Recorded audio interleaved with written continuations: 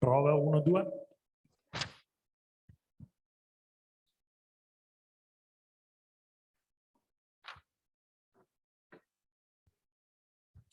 Allora, direi che possiamo iniziare, il collegamento è anche iniziato. Allora, buongiorno a tutti, benvenuti.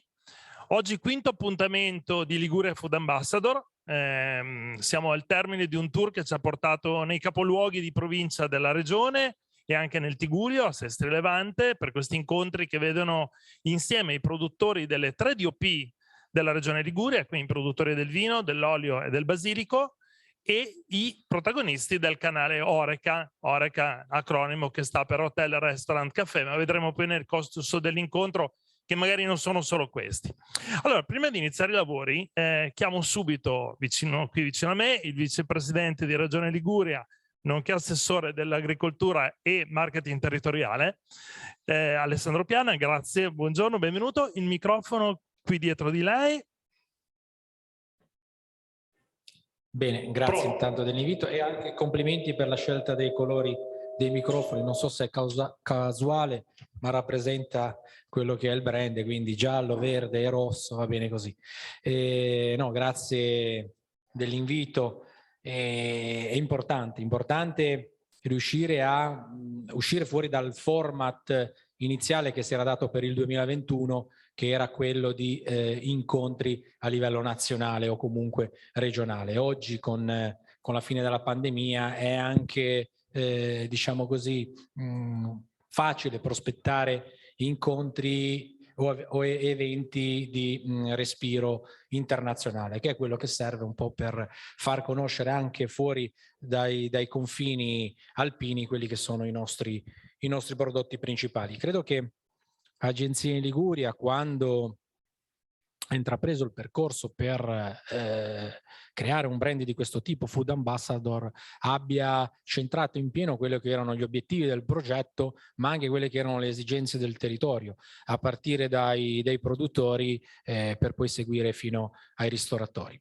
Questo perché i nostri prodotti, è inutile ripeterlo, però è importante farlo, sono prodotti di nicchia, nel senso che abbiamo un territorio agricolo che non ci consente di avere, per quanto riguarda i numeri, delle eccessive quantità, ma sicuramente per, diciamo così, biodiversità e per serietà del nostro settore imprenditoriale legato al mondo dell'enogastronomia ci consente sicuramente di avere della grande qualità. Si fa fatica per ottenere un prodotto in Regione Liguria, e questo è dato anche dalla conformazione del nostro territorio, tutte fatiche che però sono sempre ripagate appunto dall'alta qualità del prodotto stesso. Quindi se noi pensiamo ad esempio per quanto riguarda il settore dei vini, dall'inizio del 1900 do alcuni numeri che sono noiosi ma danno l'importanza e comunque la realtà di quello che è la situazione. Il settore della viticoltura è passato negli ultimi 100 anni da 41.000 ettari ai 1.670 ettari attuali. 1.670 ettari che danno una produzione di un po' più di circa 5 milioni di bottiglie all'anno, a partire dall'estremo ponente fino ad arrivare al Levante, dove c'è il 51% della produzione, nell'area dello Spezzino, il 51% della produzione totale della regione Liguria. Perché? Perché comunque ci sono gli spazi e le prospettive per ottenere determinati numeri. Oggi a fatica stiamo cercando di recuperare tutti quei vigneti, anche in realtà molto vocate e quindi dal punto di vista qualitativo con delle garanzie importanti, però abbiamo una legge europea che non ci consente di crescere più dell'1% rispetto alla superficie evitata. Ripeto, noi potessimo crescere dell'1% su 41.000 ettari, avremmo dei numeri importanti. Possiamo crescere dell'1% su 1.670 ettari, quindi e oggi abbiamo un tessuto particolarmente vivace che ci chiede di investire in quel settore lì, però noi non possiamo perché, ripeto, c'è una legge europea che ha voluto la Francia e l'Italia, non dimentichiamocelo mai, per riuscire a mantenere quella leadership a livello mondiale per quanto riguarda la produzione dei vini, perché se non si fosse fatto così probabilmente molti paesi dell'est Europa sarebbero cresciuti a livello esponenziale per quanto riguarda la produzione di vini e probabilmente avrebbero compromesso il nostro Made in Italy. Abbiamo un settore dell'olivicoltura che rappresenta più del 20% della superficie agricola utilizzata in Regione Liguria, caratterizzato da muretti a secco. Non a caso ancora 2 settimane fa ho portato in giunta una delibera importante che prevede lo stanziamento di 12 milioni di euro proprio per il rifacimento dei muretti a secco considerati patrimonio dall'UNESCO, e immaginate 12 milioni di euro per 2 metri di altezza di muretti, riusciamo a realizzare in tutto il nostro territorio circa 60 km lineari di muro a secco. Quindi è una misura che non riguarda soltanto le aziende agricole e quindi chi diciamo così svolge quell'attività a titolo principale, ma riguarda tutta una serie di soggetti. Anche il soggetto privato, visto che è una misura d'ambiente, può accedere alla domanda e fare i 200 metri di muri a secco. Questo perché è importante mantenere il nostro territorio agricolo con quelle determinate caratteristiche e soprattutto anche dare una risposta a quelle che sono le problematiche legate agli eventi atmosferici.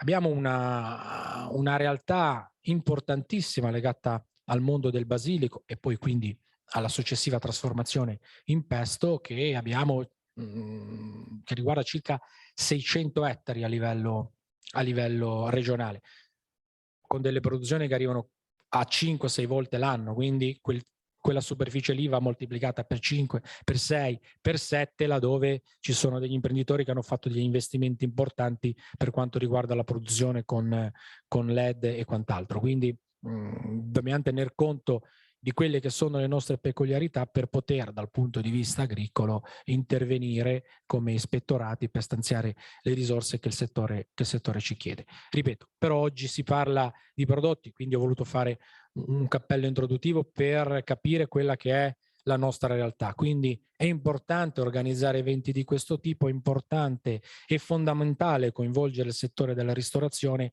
perché è quello che più di tutti ha la possibilità di spiegare poi al consumatore, al cliente, quella che è una storia che c'è dietro al prodotto.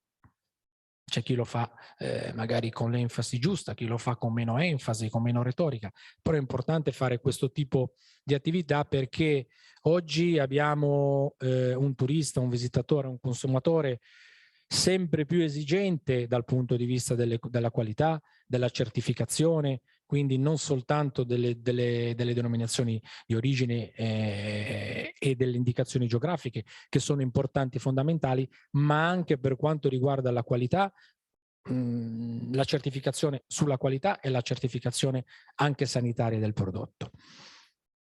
E abbiamo, ripeto, un turista, un visitatore, un consumatore curioso, dotato di quella curiosità sana, non morbosa da reality, ma una curiosità sana che lo porta a conoscere sempre più quelli che sono i processi di ottenimento di quel determinato prodotto, i processi di trasformazione di quel determinato prodotto, la storia che c'è dietro a quella determinata coltura, a quella determinata attività, la storia che c'è dietro all'azienda.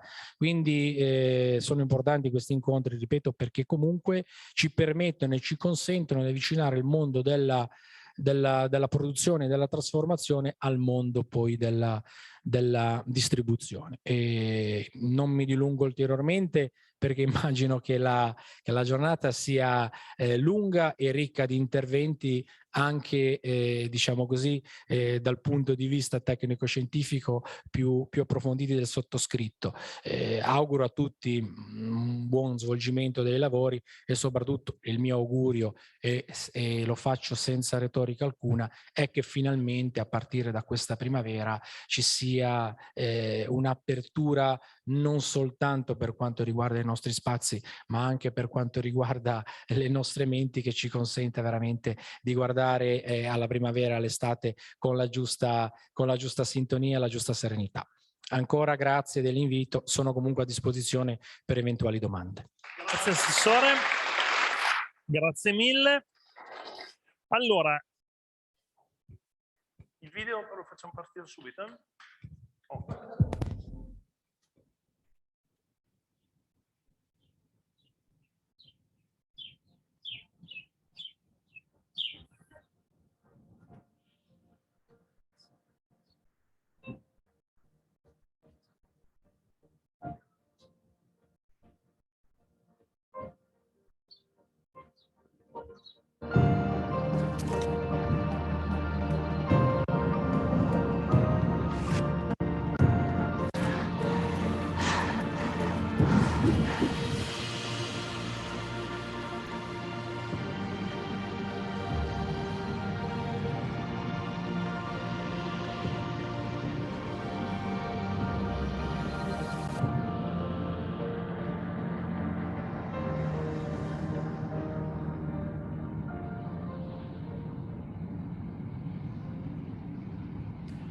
Beh, insomma, un video che in realtà faceva quasi trasparire i profumi, si sentivano quasi, o almeno li faceva un po' assaporare. Allora, intanto vi presento Lidia Marongio, che è esperta di marketing territoriale. Intanto, Lidia, ti chiederei subito magari un primo intervento, proprio perché il progetto Liguria Food Ambassador non è solo, tra virgolette, questi incontri che abbiamo realizzato in giro per la Liguria e anche oggi, ma è un progetto più complesso, quindi magari sarebbe opportuno magari raccontare un po' il contesto e poi entriamo negli interventi. Grazie. Sì, Carlo, grazie. Ho l'onore di introdurre questo progetto a nome dell'Agenzia in realtà di promozione turistica Liguria, per la quale collaboro da tanti anni e le supporto nelle strategie appunto di destinazione di marketing territoriale. Questo video rappresenta una piccola sintesi del grande lavoro che svolge l'Agenzia di promozione turistica della Liguria, che peraltro da qualche mese non si occupa solo di promozione turistica ma anche di marketing territoriale. In pratica lavora ancora di più nel turismo, perché poi, come potete immaginare, fare marketing territoriale significa ovviamente occuparsi di una materia che è il territorio e quindi lavorare sulla destinazione. L'Agenzia di promozione turistica della Liguria ha realizzato già tanti altri progetti in tema food, progetti di respiro internazionale. Basta pensare al Pasta Pesto Day realizzato qualche anno fa, che ha avuto una doppia finalità, quella di promuovere il pesto nel mondo, ma anche fare un'operazione di charity, di fundraising dopo il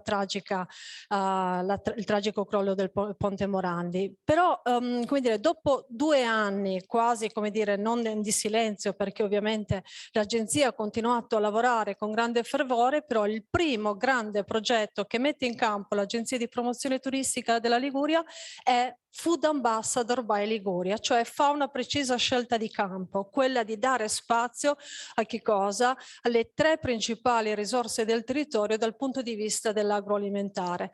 3 DOP alle quali lascia il compito di rappresentare l'Italia nel mondo e quindi iniziare un percorso di ambasciatori di quello che è il senso, l'identità e il territorio. Quindi il progetto Food Ambassador parte dal territorio, parte dal costruire un rapporto, un dialogo, un rapporto di collaborazione tra i produttori, tra il canale Horeca, tra tutti i protagonisti del turismo che mettono in tavola e raccontano i prodotti del territorio.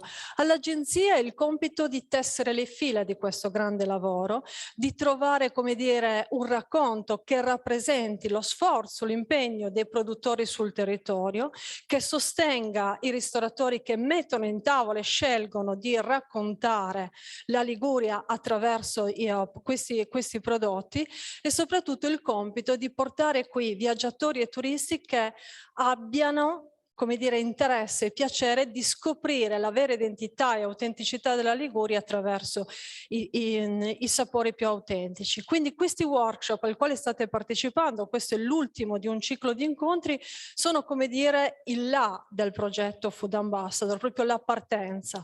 Il progetto continuerà quindi con delle strategie di advertising, con le strategie di promozione, il coinvolgimento di influencer a livello nazionale e poi in seguito anche a livello internazionale, nazionale che saranno coinvolti prima nel testing, nell'assaggio dei prodotti e poi nella promozione del territorio, sino a sfociare degli eventi che, adesso non voglio rivelarvi tutto, ma saranno particolarmente coinvolgenti, soprattutto per il canale Horeca, per dare visibilità ai prodotti DOP della Liguria. Un percorso che parte dai 3 DOP, ma che potenzialmente potrà abbracciare tanti altri prodotti e eccellenze del territorio.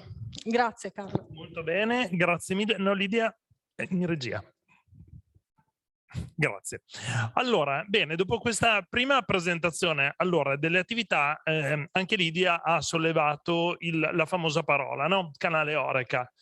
Horeca, Hotel Restaurant Caffè, cioè l'acronimo che dovrebbe significare i consumi fuori casa. Il punto vero è che in questi 2 anni sono cambiate tante cose, o meglio, dei processi che erano già in atto sono stati velocemente accelerati verso nuovi attori che sono entrati in questo canale, per cui se parliamo di consumi fuori casa è bene capire di cosa stiamo parlando. Allora, chiamo Febo Leondini. Febo, se vieni qui vicino a me, qui c'è già il tuo microfono. Allora, intanto vi presento Febo. Febo Leondini si occupa è il tutor del Master di Trade Management della LUISS Business School, che tra l'altro avete fatto anche recentemente uno studio sull'evoluzione della distribuzione beverage, tra l'altro a livello nazionale. Si parla quindi stiamo parlando del campo da gioco. Il campo da gioco è ancora quello o è cambiato o ci sono nuovi attori? A te la risposta. Allora, io non sono uno da risposte, sono uno da domande. In genere, dopo che ho parlato, quello che era chiaro prima è assolutamente incomprensibile dopo, quindi abbiamo un problema. Però volevo riallacciarmi all'intervento, alla chiusura dell'intervento che ha fatto il dottor Piana prima. Il dottor Piana ha fatto, cito a memoria, una chiusura per me fragorosa, nel senso che ha detto, attenzione, si avvicina la primavera e ci auguriamo non solo che ci sia un'apertura dei nostri spazi, ma anche un'apertura delle nostre menti. Attenzione, perché ha toccato 2 punti fondamentali. L'apertura degli spazi è l'offerta, e l'apertura delle menti siamo noi, è la domanda. Quindi che cosa succederà nell'Horeca? Si gioca su queste 2 polarità. E in chiusura, appena dopo il suo intervento, è partito il filmato che ci ha raccontato i prodotti, la terza gamba di quello di cui dobbiamo parlare oggi. Allora, cominciamo a parlare con l'apertura delle nostre menti. Come siamo cambiati noi? Siamo cambiati in maniera formidabile. Le nostre menti sì, si apriranno nel senso che torneremo a frequentare i punti vendita, assolutamente sì, ma non confondiamo la realtà con la sua rappresentazione. Il Febo Leondini che va a consumare, che va al ristorante post-pandemico è diverso dal Febo Leondini che ci andava prima. Siamo cambiati, anche solo banalmente nel nostro modo di approcciarci alle discussioni, siamo molto più polarizzati nel modo di iniziare. L'incipit è generalmente ostile, del tipo sono vaccinato con 3 dosi però, ma devo dirlo prima perché altrimenti ho davanti a me una serie di barriere. Queste barriere sono importanti. Sono europeista, ma secondo me, e devo dirlo. E quindi sono passaggi che anche poi nella quotidianità lasciano un vissuto, lasciano un'esperienza. 18 mesi fa l'idea di avere un cameriere mascherato non ci piaceva, oggi è diventato normale. 5 mesi fa esibire il Green Pass per andare al ristorante, no, non ci stava. Adesso lo facciamo, è diventato quasi normale. Quindi siamo cambiati e anche nelle nostre relazioni interpersonali siamo cambiati. Apprezziamo il fatto che nel ristorante ci siano i distributori di sanificatore. Apprezziamo che in un ristorante una volta ogni 2 ore ci sia qualcuno che passa i bagni. Apprezziamo che in ristorante ci sia un'attenzione a tutta una serie di norme, per certi versi parossistiche, igienico-sanitarie, alle quali prima non facevamo caso. Il fatto che il pizza... Tra l'altro, ecco, su questo punto qua un piccolo intervento, perché sennò l'intervento sarebbe diventato lunghissimo, ma quando Febo dice apprezziamo queste cose, non è un'opinione personale, abbiamo i dati di DataPill sul percepito del canale Horeca quello ristoranti, hotel, caffè per davvero, nazionale, e il dato sulla sicurezza viene fuori in maniera molto chiara da parte degli avventori in tutte le conversazioni online. Quindi era solo per dirvi che ovviamente potremmo portare tutto lo studio, ma è un dato, è un'opinione basata su un dato. Ecco. Grazie. Quindi siamo cambiati. Siamo cambiati noi, deve cambiare l'offerta, perché altrimenti non ho più equilibrio nel sistema. Allora, come è cambiata l'offerta? Potremmo parlarne a lungo. Vi porto 3 esempi che però ci devono far pensare. Il primo, McDonald's la scorsa settimana ha brevettato 10 insegne, non una, 10, da mettere nel metaverso. Io entro in una realtà del tutto virtuale, definiamola alla vecchia un mondo che non esiste, ma in realtà non è così, perché se ci entro esiste, ma entro in un mondo che non esiste, pago soldi veri in un punto vendita virtuale e se voglio il fattorino dopo qualche minuto mi suona alla porta e mi consegna hamburger veri. È una roba da fantascienza fino a 5 o 6 anni fa. McDonald's ha fatto questo mestiere. Quindi un primo passaggio, è crollata, in teatro si dice crolla la quarta parete, è crollata la parete definitivamente tra online e offline, siamo on live, dalla mattina alla sera. E quindi cambia questo tipo di approccio.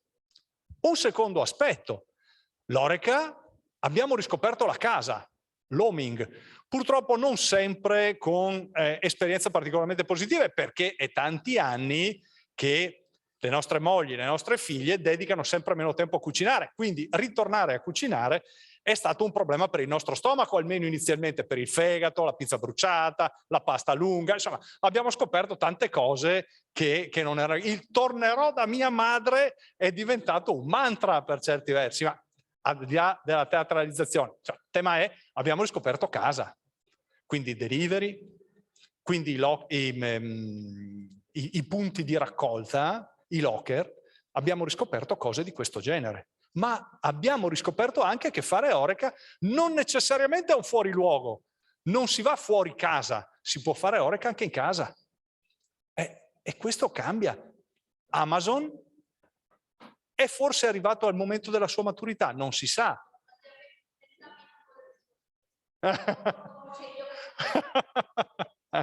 Non si sa, ma sappiamo che i costi di logistica di Amazon sono arrivati a incidere per il 32% del fatturato. 5 anni fa erano il 10%. C'è una perdita di efficienza.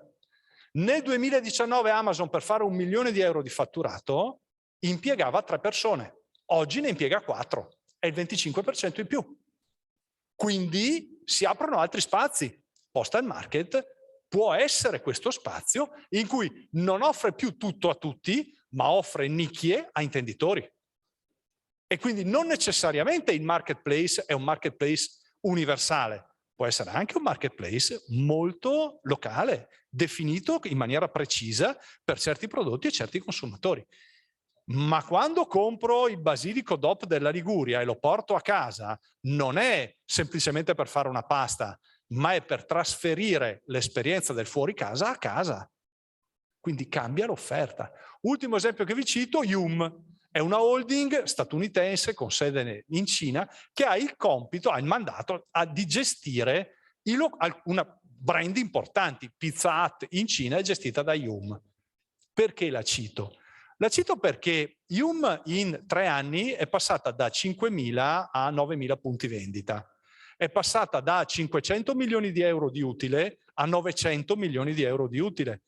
Ha mantenuto il numero di dipendenti pari, 420.000 pari, perché sta robotizzando le operazioni di cucina. E se date un'occhiata lo trovate, Yumi, tra l'altro si chiama DABB, è un braccio robotico che fa questa roba qua. Perché però la cito? Non tanto per dire andiamo incontro a un punto vendita che in parte è meccanizzato, sì, ci andremo, perché il reddito spendibile sta diminuendo, quindi chi cerca efficienza, chi cerca il pasto, pranzo di lavoro a 9 euro, quello faccio una fatica boia a darlo ancora, se non altro perché almeno 50 centesimi mi costa in più la sanificazione del posto e la gestione dei dispositivi di protezione. Ma perché lo cito? Non tanto per questo, che è una deriva importante, ma perché nonostante sia rimasto pari il numero di dipendenti, il costo del personale è aumentato. Anche là, perché evidentemente anche l'Horeca soffre di questo tipo di deriva. Noi bestie della ricerca lo chiamiamo YOLO, you only live once, vivi una volta sola, quindi cerca di vivere meglio che puoi. Però è un problema vero la ricerca del personale, non sempre legata al salario, ma c'è. Quindi anche qui l'Horeca si trova da un lato con una domanda che chiede sempre di più e dall'altro con un problema di conto al cliente e di costi suoi.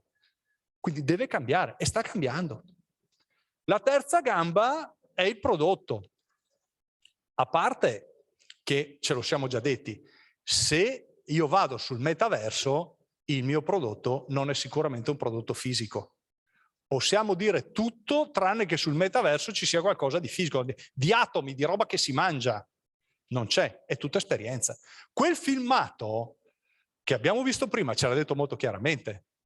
Cioè non è che io quando vendo un olio vendo quell'insieme di liquido oleoso giallo, vendo le mani di quell'uomo, vendo la cultura che c'è dietro quelle mani. Quando vendo il basilico, c'è un libro che mi ha passato Roberto Panizza sul basilico, c'è una frase, il basilico, non lo sapevo, il basilico lì si raccoglie sdraiati sulle assi, imprecando e bestemmiando, c'è scritto.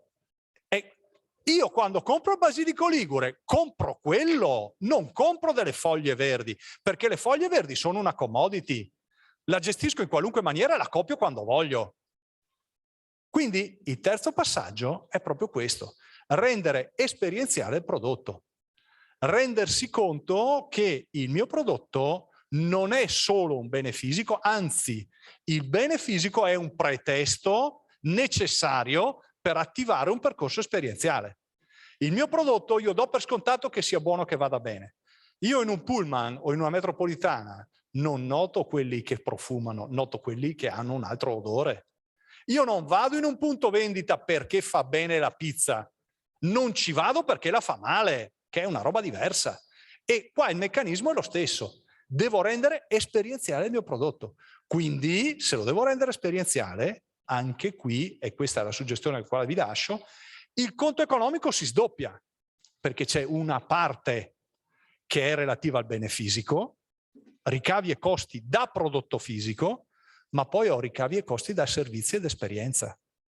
Molto banalmente, nel mondo delle bevande o nel mondo alimentare in genere, il discorso è quanto costa un prodotto, costa tanto meno quanto più me ne compri. Allora mandamene tanto finché non costa più niente. Questa è in genere la battuta. Ma io in questo modo premio che cosa? Se mi limito lì, premio uno che ha tanti soldi e tanto spazio. E invece no, io dovrei premiare perché se compri il mio prodotto significa che hai distribuzione sul territorio, che hai ponderata, che hai numerica, che offri servizi ai clienti. Perché quello che compri lo devi vendere. Ma l'atto di vendita non è un passaggio di atomi, è un passaggio di esperienza, di cui l'atomo è fondamentale per riuscire ad innescare il processo. È un comburente, è un mezzo, non è un fine. Quindi, da questo punto di vista, è probabile che nel tempo dovremo cominciare ad avere costo del prodotto e costo dei servizi, ricavi da prodotto e ricavi da servizi resi.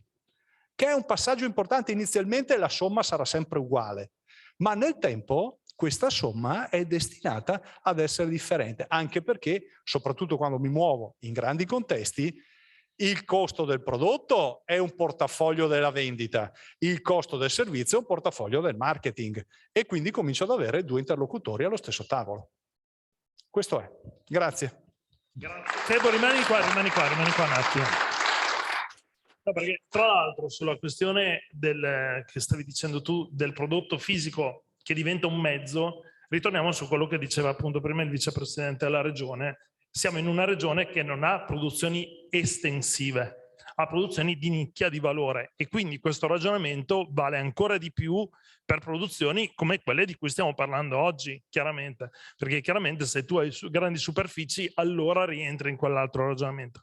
Vi dico ancora due cose, visto che parlavi di locker, abbiamo tra l'altro in sala un esempio di qualcuno che dei locker ha fatto notizia in Liguria, ne hanno parlato tutti, non nell'ambiente food ma nell'ambiente farmaceutico, che è Edoardo Schenardi, perché è lui, perché loro nell'ambito farmaceutico hanno esattamente creato questo esempio del locker sul tema del farmaco, che poi si può estendere a qualsiasi altro prodotto, perché nel momento in cui rendi disponibile un farmaco, i momenti ovviamente che speriamo tutti di aver passato quando non si poteva uscire troppo, domani gli puoi rendere disponibili anche una bottiglia di vino, una bottiglia d'olio o altri prodotti.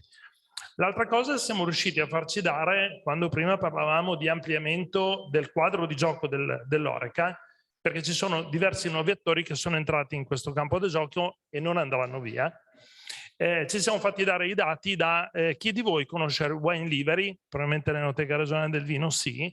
Wine Livery è una startup che è nata e sono nati col principio vi consegno la bottiglia di vino a casa in 30 minuti. Si sono espansi nel resto della penisola e hanno cominciato a costruire anche loro prodotti esperienziali, nel senso che oltre alla bottiglia ti costruisco anche l'aperitivo, no? Quindi te lo porto a casa. Quindi ritorniamo al concetto dell'Horeca, cioè del consumo che va in casa. Ci hanno dato i dati sulla Liguria, del vino della Liguria. Adesso io ve li do velocemente, poi se volete in altra sessione magari andiamo poi a approfondirli perché sono interessanti. Allora, sul consumo regionale, quindi consumatori che dalla Liguria fanno gli ordini, su Genova per esempio, la Liguria è al 9° posto tra le regioni richieste, ok? E il vitigno più richiesto in Liguria al 43% è il Vermentino. Se usciamo dalla regione, il dato ovviamente cala radicalmente, anzi la Liguria è al penultimo posto a livello nazionale prima del Molise. Il vitigno più richiesto è il Vermentino, col 63%, però sul dato extraregionale ritorniamo al discorso di partenza. Siamo in presenza di piccolissimi produttori, per la maggior parte qui in Liguria, quindi è anche logico che fuori dalla regione ci sia molta meno promozione, ovviamente. Però sono dati interessanti, quindi poi magari ve li mando e quindi potete anche poi, insomma, ragionarci meglio. Allora, grazie. Dato che citiamo Wine Livery, altro flash che vi do, Tannico, che è stato comprato da Campari recentemente. Ecco, Tannico, che faceva grosso modo in maniera diversa, ma il lavoro di Wine Livery, non ha mai chiuso inutile un bilancio. Se entra un nuovo player, probabilmente le regole del gioco al quale lui sta obbedendo sono diverse da quelle del conto economico, almeno per il momento. Prima o poi i conti in casa li facciamo tutti. Però bisogna vedere se quando si arriverà a fare i conti in casa io ci sarò ancora oppure no, perché il problema poi diventa quello. Tannico ha perso anche nel 2020 1.600.000 euro. Punto. L'ultima cosa che vi dico è Render Runaway, è una società americana, si sta quotando in borsa, di mestiere questa noleggia vestiti. Allora, tecnicamente, cioè, da studi che hanno fatto, dicono una donna detesta farsi fotografare 2 volte con lo stesso abito. Risultato, questi hanno detto benissimo, signori, sapete cosa c'è? Mi pagate $138 al mese e io vi garantisco 8 abiti diversi nel corso del mese, in abbonamento. L'85% delle vendite che fa sono in abbonamento, quindi fedeltà assoluta, fedeltà da battaglione prussiano, ecco, però il punto che hanno è che il 40% dei loro costi operativi è assorbito dalle operazioni di logistica e sanificazione. Risultato, a mano che aumentano il fatturato, aumentano le perdite, perché il costo li sta ammazzando. Quindi, altro grande tema sul delivery, questo. Come si risolverà questa roba qua? Come Glovo? Glovo è vero che ti porta le sigarette a casa a mezzanotte, ma le paghi 3 volte, perché il servizio costa. Quindi quale sarà anche questo tipo di evoluzione di gente che è arrivata per restare perché stanno spendendo una barca di soldi, quindi questo uno resta di questa roba qua, chi? Non lo so, questo non lo so. Grazie Febo. Allora Febo, Allora, innanzitutto volevo così raccomandarvi una cosa, non vuole essere una conversazione frontale, una lezione, vorrebbe essere, anzi è proprio lo scopo di questi incontri, un confronto tra tutti voi. Quindi se avete delle domande o degli interventi, eccetera, alzate il ditino, ben volentieri anche interagiamo con voi, che magari è anche un po' più interessante per tutti. Allora, Lidia, ti richiamo qui con noi adesso invece per il tuo intervento, non sulla spiegazione del progetto, ma prendi il microfono che è lì, ma adesso per parlare invece più di marketing territoriale, o meglio, di come i prodotti DOP possono diventare strumento di marketing territoriale. Perfetto? Grazie. Come dire, doppio intervento, ritorno nelle mie vesti e nelle mie vesti in particolare di amministratore della società IP Minds, che si occupa appunto di destination marketing, di marketing territoriale, di progetti per destinazioni turistiche. E in questo mio intervento in qualche maniera mi pongo l'obiettivo di trovare un raccordo, diciamo, tra l'investimento e il lavoro che si sta facendo appunto nei prodotti DOP come Food Ambassador della Liguria e il turismo invece enogastronomico, che è un ramo, un settore del turismo sul quale l'agenzia in Liguria intende investire parecchie risorse e ha già fatto tra l'altro uno straordinario lavoro. Per chi si domandasse in qualche modo, diciamo, qual è il legame anche tra un lavoro di marketing territoriale e il marketing turistico, partiamo innanzitutto dal sciogliere un dubbio. Chi si occupa di turismo si occupa innanzitutto di territorio, e per chi si occupa di turismo il territorio è esattamente la materia prima da trasformare, perché il fatto di avere un territorio ricco di risorse, ricco di produzioni agricole, ricco di monumenti, con un mare meraviglioso, tramonti stupendi che la natura ci ha dato, non fa di questo una destinazione. Destinazione è un luogo dove le persone vogliono andare. Un territorio diventa destinazione solo grazie alla trasformazione col duro lavoro delle persone dalla materia prima, territorio, alla destinazione, luogo di sogni e desideri delle persone da diverse parti del mondo. Ora, come le persone sognano e alla fine conoscono anche i posti? È banale, mangiando, gustando i prodotti tipici del territorio, è lì che conoscono l'identità, l'essenza di un luogo e si portano a casa il ricordo, la memoria, il piacere e la voglia di tornare in quel territorio che è diventato destinazione. Ok? Per questo questa frase qua, coniata ormai parecchi anni fa, quasi 20 anni fa, ci dà il senso di che cosa significa fare turismo enogastronomico. Ma soprattutto la cosa più importante è che il food tourism, come lo chiamiamo a livello internazionale, è una forma di turismo culturale. Uno, perché non c'è cultura più grande rispetto a quella del cibo, ma soprattutto perché i dati ci dimostrano che chi viaggia con la motivazione del gusto per assaggiare dei prodotti tipici, per fare una vacanza enogastronomica, riempie il tempo della sua vacanza con visite culturali, con musei, con mostre, con la passione per il design, con la passione per l'arte e la cultura. Quindi il food tourism è turismo culturale. Ok? Quindi immaginatevi quale grande potenzialità ci sono. Ma soprattutto quando si parla di food tourism stiamo parlando di un sistema enorme di attori sul territorio, un sistema integrato che coinvolge tante filiere. Ormai abbiamo visto, e ce l'ha raccontato anche l'assessore Piana, tutta la filiera della produzione dei prodotti agricoli che danno identità a un territorio. C'è poi la catena, oltre a quella dei makers e dei produttori, c'è ovviamente quella della distribuzione, e poi c'è quella delle persone, dei soggetti che trasformano questi prodotti ad esempio in esperienze fruibili per il turismo.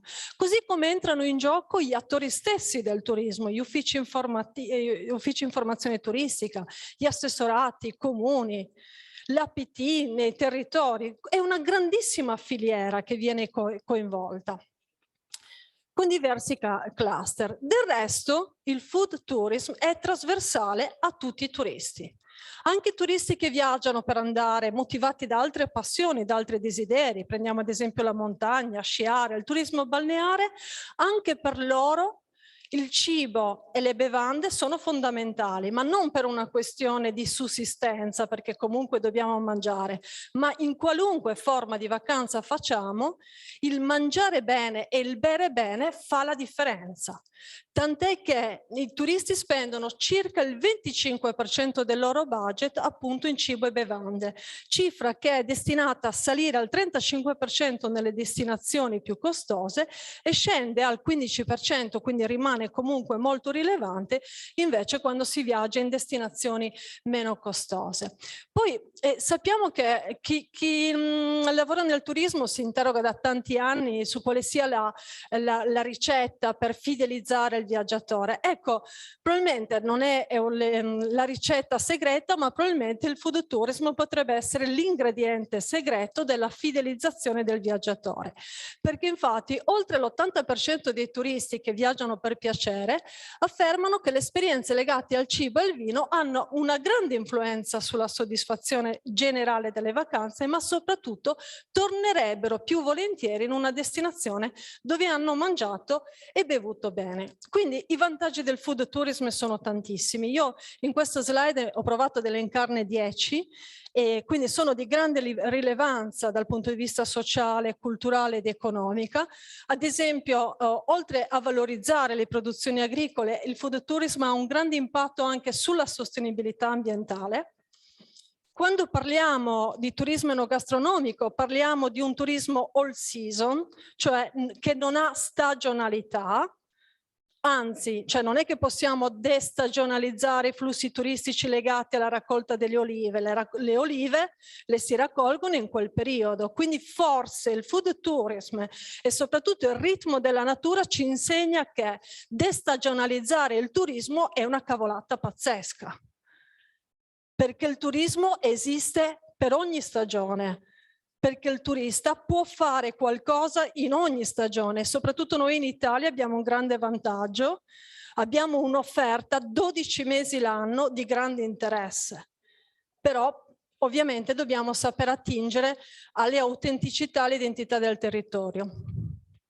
Un'altra cosa molto importante è quella che viene definita never ending tourism, e qui ci riallacciamo anche poi a tutti i discorsi che facciamo sul delivery e sul canale Horeca in generale. Never ending tourism vuol dire che quando abbiamo assaggiato e conosciuto un territorio attraverso i suoi prodotti tipici, siamo potenzialmente più interessati e portati a consumare quei prodotti anche quando torniamo a casa. Quindi siamo interessati a continuare a ordinare il pesto genovese anche quando siamo tornati a casa a Milano, non comprarlo magari nel canale di distribuzione, ma cercare il prodotto autentico e originale. Questo moltiplicato per N altri prodotti. Scusate, bevo un po' d'acqua.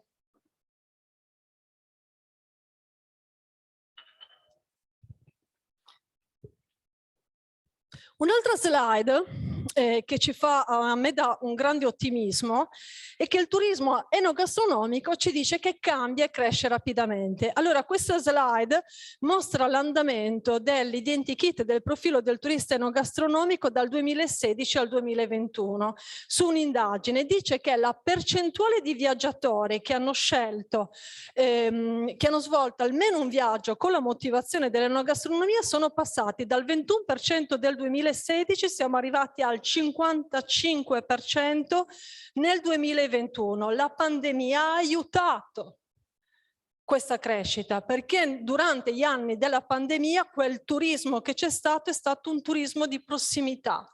Quindi di quella tipologia di viaggiatore, anche slow, potenzialmente interessata a un consumo di questo tipo. In ogni caso, siamo destinati a crescere ancora e siamo destinati a crescere ancora perché il food tourism, per quanto da molti sia ancora considerato una nicchia, in realtà è una nicchia piena di nicchie, cioè piena di grandi e diverse tipologie di turismo, perché là dentro abbiamo il food tour, il cooking class, wine tasting, le visite dal produttore, le esperienze nel mercato e ancora i food festival, il food museums, il food trekking, il social eating, i vegan tours, gli street food event e le picnic experience. Cosa vuol dire? Che dato un prodotto di qualità e dato un qualunque contesto che potete immaginare, grazie alla creatività di operatori, di imprenditori agricoli, di imprenditori turistici e di qualunque altro soggetto di quella grande filiera, quel grande sistema che avete visto, noi possiamo inventarci proposte che sono in grado di attrarre nuovi mercati. Porto sempre questo come esempio perché è un esempio particolarmente diffuso nella regione in cui vivo, in cui lavoro, che è l'Emilia Romagna, che ovviamente sul food ha una grande tradizione, una grande esperienza, però sarebbe stato molto facile portarvi l'esperienza del parmigiano reggiano, del museo dell'aceto balsamico, eccetera, eccetera. No, vi porto un esempio che è assolutamente trasversale, che è quello dei picnic. Ora io vi faccio una domanda. Quanti di voi qui in sala hanno fatto negli ultimi 5 anni un picnic usando la tovaglietta a quadretti in un prato verde con il proprio compagno o compagna in una situazione idilliaca, bucolica e romantica? Alzate le mani. Però, tanti. Quanti di voi negli ultimi 5 anni sono stati almeno una volta in un ristorante? Tutti. Ok. Quindi il picnic, per quanto pratica, e sono contenta che siate così romantici, anche abbastanza diffusa, non è così frequente come il ristorante. Eppure, guardate, in Emilia-Romagna il picnic è diventato quasi una commodity, inventata e introdotta da operatori di tutti i tipi. Abbiamo agriturismi, ristoranti stellati, bar che si sono inventati forme diverse di picnic, con veri e propri brand ormai registrati, come ad esempio Scamporella, il primo brand di picnic dove è stato realizzato nella tenuta Giunchi sopra Cesena, si paga ancora 40 euro per un picnic da fare la sera serale sotto gli ulivi, 400 posti a disposizione, 1 mese e mezzo di attesa per ottenere un posto e riuscire a prenotare un posto per questo picnic. Ovviamente il picnic, con tutto il romanticismo che c'è, ovviamente è riadattato ai tempi nostri, quindi open bar, cocktail sino alle 2 del mattino, musica e possibilità di prenotare la navetta o il taxi per tornare ubriachi in albergo a Rimini. Quindi il picnic rivisto ovviamente ai tempi nostri. Talmente tanto rivisto che qualcuno a Rimini si è inventato addirittura il picnic con i prodotti di bellezza. Barfum, questo è un picnic che si può svolgere al Parco Tiberio a Rimini, inventato da un bar in prossimità del parco che ha coinvolto però i ristoranti con dei prodotti gourmand del territorio e dove nel cestino offre un profumo abbinato però a un vino. Ok, quindi le esperienze nuove stanno prendendo piede e adesso, dopo che vi ho dilettato col romanticismo, però vi chiedo 5 minuti di attenzione sui numeri. Ok, tutta questa roba qua che sta accadendo qua fuori, la gente che fa? La cerca su Google. È già un linguaggio che fa parte del mercato. Okay? Questi prodotti stanno diventando questa experience, con noi sembra che stiamo facendo chissà quale innovazione, là fuori c'è una domanda che già le cerca. E guardate, questo grafico qua, che è tratto da uno strumento assolutamente gratuito che potete usare anche voi per fare la controprova, si chiama Google Trends, ci fa vedere com'è l'andamento e l'interesse nel tempo delle persone che fanno le ricerche su Google. Qui ho provato a vedere un po' quando e come cercano la parola wine tasting in Italia negli ultimi 5 anni. Lì nel grafico vedete le regioni dove c'è maggiore attenzione e interesse verso queste chiavi di ricerca. Quella blu scuro è la Toscana. Poi ho provato a vedere un po' se c'era una corrispondenza tra trend di ricerca wine tasting e vacanze in Liguria. e ho notato che più o meno c'è lo stesso andamento, cioè il wine tasting è un prodotto che si cerca durante le vacanze. Quindi se le vacanze in Liguria hanno un andamento stagionale, più o meno stagionale, wine tasting va di conseguenza. Poi mi sono preso una curiosità e ho detto, ma se metto a confronto le parole cooking class, food tour e wine tasting e food festival, Liguria a che cosa è interessata di queste parole? Qui si cercano soprattutto le parole wine tasting e cooking class. Ora, che cosa voglio dimostrare con questi grafici qua? Voglio dimostrarvi che là fuori c'è un mercato che sta cercando esperienze enogastronomiche, sta cercando tutto quello che vi ho mostrato di quella che è considerata una nicchia. I turisti che arrivano, anche se arrivano per il mare, anche se arrivano per la montagna, per l'arte, o sono addirittura motivati da una vacanza enogastronomica, vogliono trovare esperienze. E dove si trovano queste esperienze?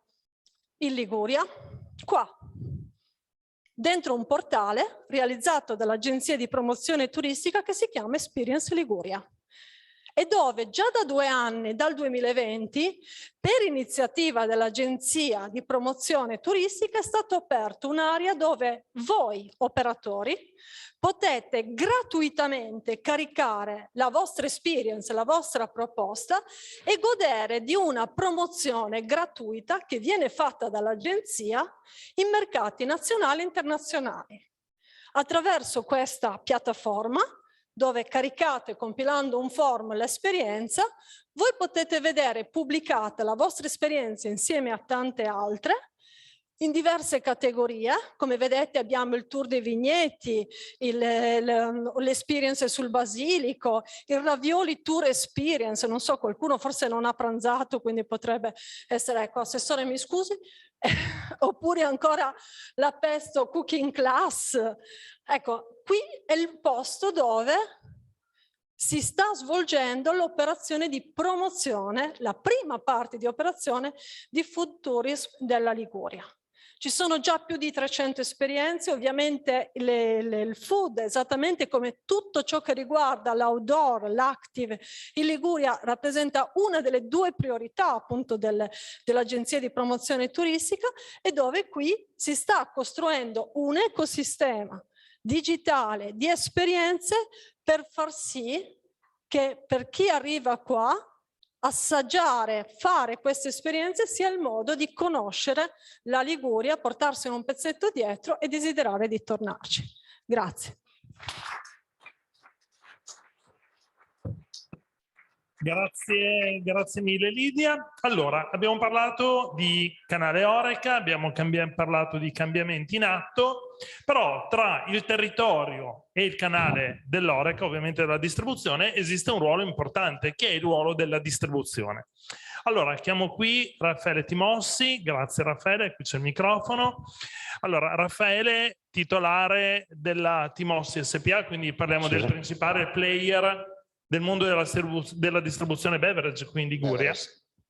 Tra l'altro, grazie a Raffaele, oggi ho conosciuto una realtà ligure che io non conoscevo ancora, che è il mercato orientale, in realtà veramente molto molto interessante, che si inquadra bene nel tema di nuovo delle esperienze, dell'utilizzo dei produttori del territorio, eccetera, eccetera. Allora, il ruolo della distribuzione. Bene, buonasera a tutti. Noi, diciamo, la mia azienda si occupa di distribuzione da, direi, oltre 60 anni sul territorio. Abbiamo visto una grande trasformazione di questo mercato. Diciamo, il termine Horeca è un termine molto antico, ma oggi sta diventando sempre più vasto, nel senso che Horeca raccoglie una filiera molto più complessa rispetto all'operatore finale, che seppur rimane il punto focale diciamo, dell'espressione di questo canale, è una parte fondamentale, ma non è da sola, nel senso che c'è tutta una serie di altri operatori che devono dare una mano a questo canale. Direi che gli interventi precedenti hanno riassunto molto bene quello che è lo scenario attuale, uno scenario forte accelerazione, diciamo, con dei cambiamenti di trasformazione. Sì. Diciamo che la trasformazione è una trasformazione costante, nel senso che il canale Horeca è cambiato da un canale che forniva un servizio di commodity, quindi io avevo sete, avevo fame e mi fermavo in un punto di ristoro. Oggi si sta trasformando in diciamo un'esigenza esperienziale. Oggi il consumatore, specialmente col periodo della pandemia, ha capito che ci sono altri canali alternativi, si può consumare a casa, si possono fare 1000 altre cose, ma la peculiarità dell'esperienza rimane nel canale Horeca.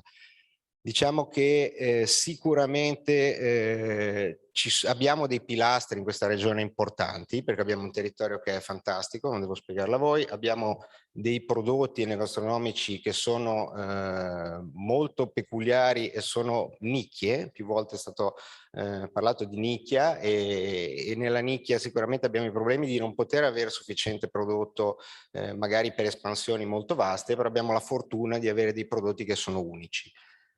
Ora, cosa questo canale e cosa tutti insieme bisogna fare, perché abbiamo anche visto, Febo ci ha ben raccontato diciamo, tutti quelli che si stanno affacciando al mondo Horeca, perché sta diventando un mondo molto complesso e molto vasto, ci sono tutti i canali, diciamo, digitali, c'è il mondo dell'e-commerce, c'è tutta una serie di, diciamo, di nuovi player che si stanno affacciando a questo mondo, ma dobbiamo e possiamo combattere questo tipo di canale raccogliendo anche però da questi nuovi, diciamo, attori un modo di approccio diverso, nel senso che noi dobbiamo imparare, e questo devo riconoscere che i locali, l'abbiamo visti anche adesso, i locali si stanno muovendo, stanno cercando di portare un più di conoscenza sul prodotto. Abbiamo bisogno dei produttori, perché i prodotti bisogna raccontarli meglio, bisogna raccontarli e farli vivere sul punto di consumo. Fortunatamente molti attori, diciamo, della ristorazione si stanno evolvendo, stanno cercando di portare più comunicazione sia digitale, diciamo attraverso contenuti digitali, ma anche più tradizionale, raccontando meglio il menù, facendo delle degustazioni, facendo tutta una serie di attività sul territorio. Quindi questa diciamo che è quello che ci darà una mano al mondo Horeca a uscire da questo sistema un po' complesso. Abbiamo vissuto 2 anni molto difficili, abbiamo visto nelle 2 estati, diciamo, di tregua, abbiamo visto un rimbalzo importante, oggi questo rimbalzo bisogna poi trasferirlo in un trend continuativo. Trasferire un trend continuativo, dobbiamo dare qualcosa, il consumatore deve uscire, dobbiamo comunicargli. Ripeto, la materia prima è forse l'asset più importante che abbiamo nel punto vendita, però dobbiamo poterlo esporre nel miglior modo, dobbiamo portare conoscenza. Noi abbiamo da sempre in questa regione un po' di problemi di comunicazione, noi facciamo fatica a comunicare i prodotti di Levante a Ponente, i prodotti di Ponente a Levante, parliamo di turismo, spesso e volentieri il ligure è un turista, lo stiamo vedendo, sta crescendo molto il turismo enogastronomico nell'entroterra, e spesso e volentieri è un turismo che arriva dalla regione, cioè è il turista che vuole scoprire la regione. Altro dato che è cambiato in questo periodo, con questi blocchi diciamo, della possibilità di viaggiare, abbiamo avuto negli ultimi 2 anni parecchio turismo locale della regione o delle regioni limitrofe, e diciamo che la parte emozionale, la parte del territorio ci hanno dato un vantaggio competitivo importante. No, allora mi inserisco un attimino nei punti che hai lanciato tu, perché anche tu hai ribadito il fatto che il prodotto fisico è una commodities, perfetto, ma è fondamentale il supporto che il produttore deve dare poi a chi questo prodotto lo elabora, lo trasforma e poi lo porta su un tavolo o su una vetrina.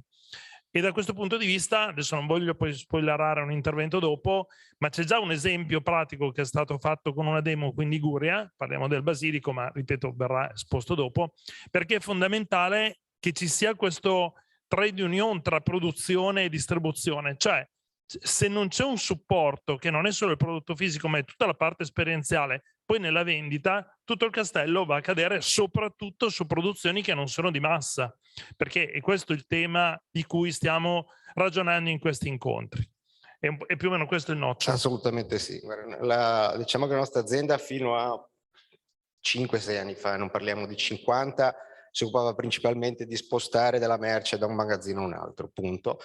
Oggi diciamo l'attività principale è un'attività di academy, un'attività di formazione, un'attività di sinergia tra i produttori e i clienti. Noi portiamo mediamente in visita sui produttori liguri qualche centinaia di clienti ogni anno, li si portano in vigna a vendemmiare, cioè si riesce si ha un ruolo completamente diverso nella filiera della distribuzione, e questo è, dal nostro punto di vista, nel futuro sarà la parte più importante e che in questa regione, dove abbiamo tanti piccoli produttori, quindi non grandi aziende che hanno possibilità di marketing, di campagne, dove dovremo trovare sinergia totale.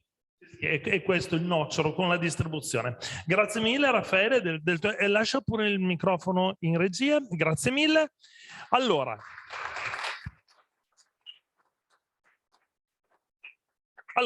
parlando di famoso Horeca, adesso parliamo con i protagonisti, no? Cioè parliamo con quelli, gli operatori.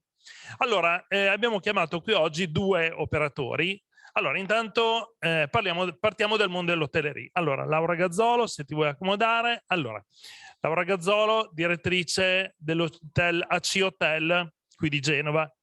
AC Hotel, conoscete, una delle grandi catene alberghiere presenti oggi in Italia. Come tutte le catene alberghiere, ha degli standard qualitativi che fanno in modo che quando una persona entra in un hotel della loro catena, che entri a Genova o che entri a Udine o all'estero, trovi degli standard precisi. Questa è una cosa bella, ma ovviamente va molto a ingessare l'offerta verso il consumatore, soprattutto quando parliamo di territorialità, per fare in modo che quando io entro in un albergo, assaggio un piatto che magari mi fanno degustare all'interno, capisca dove sia. Bene, Laura da questo punto di vista è un po' un alfiere nella catena. Ti chiamo alfiere, ti piace? Bello questo termine. Perché ha fatto molto una battaglia di personalizzazione dell'offerta e quindi usa molto i prodotti del territorio come strumento di accoglienza personalizzata. E magari in questo caso, se ce lo vuoi raccontare, perché è particolarmente interessante e fa capire e ritorna poi ad agganciarsi ai puntini che abbiamo lanciato prima. Grazie. Tanto buonasera a tutti.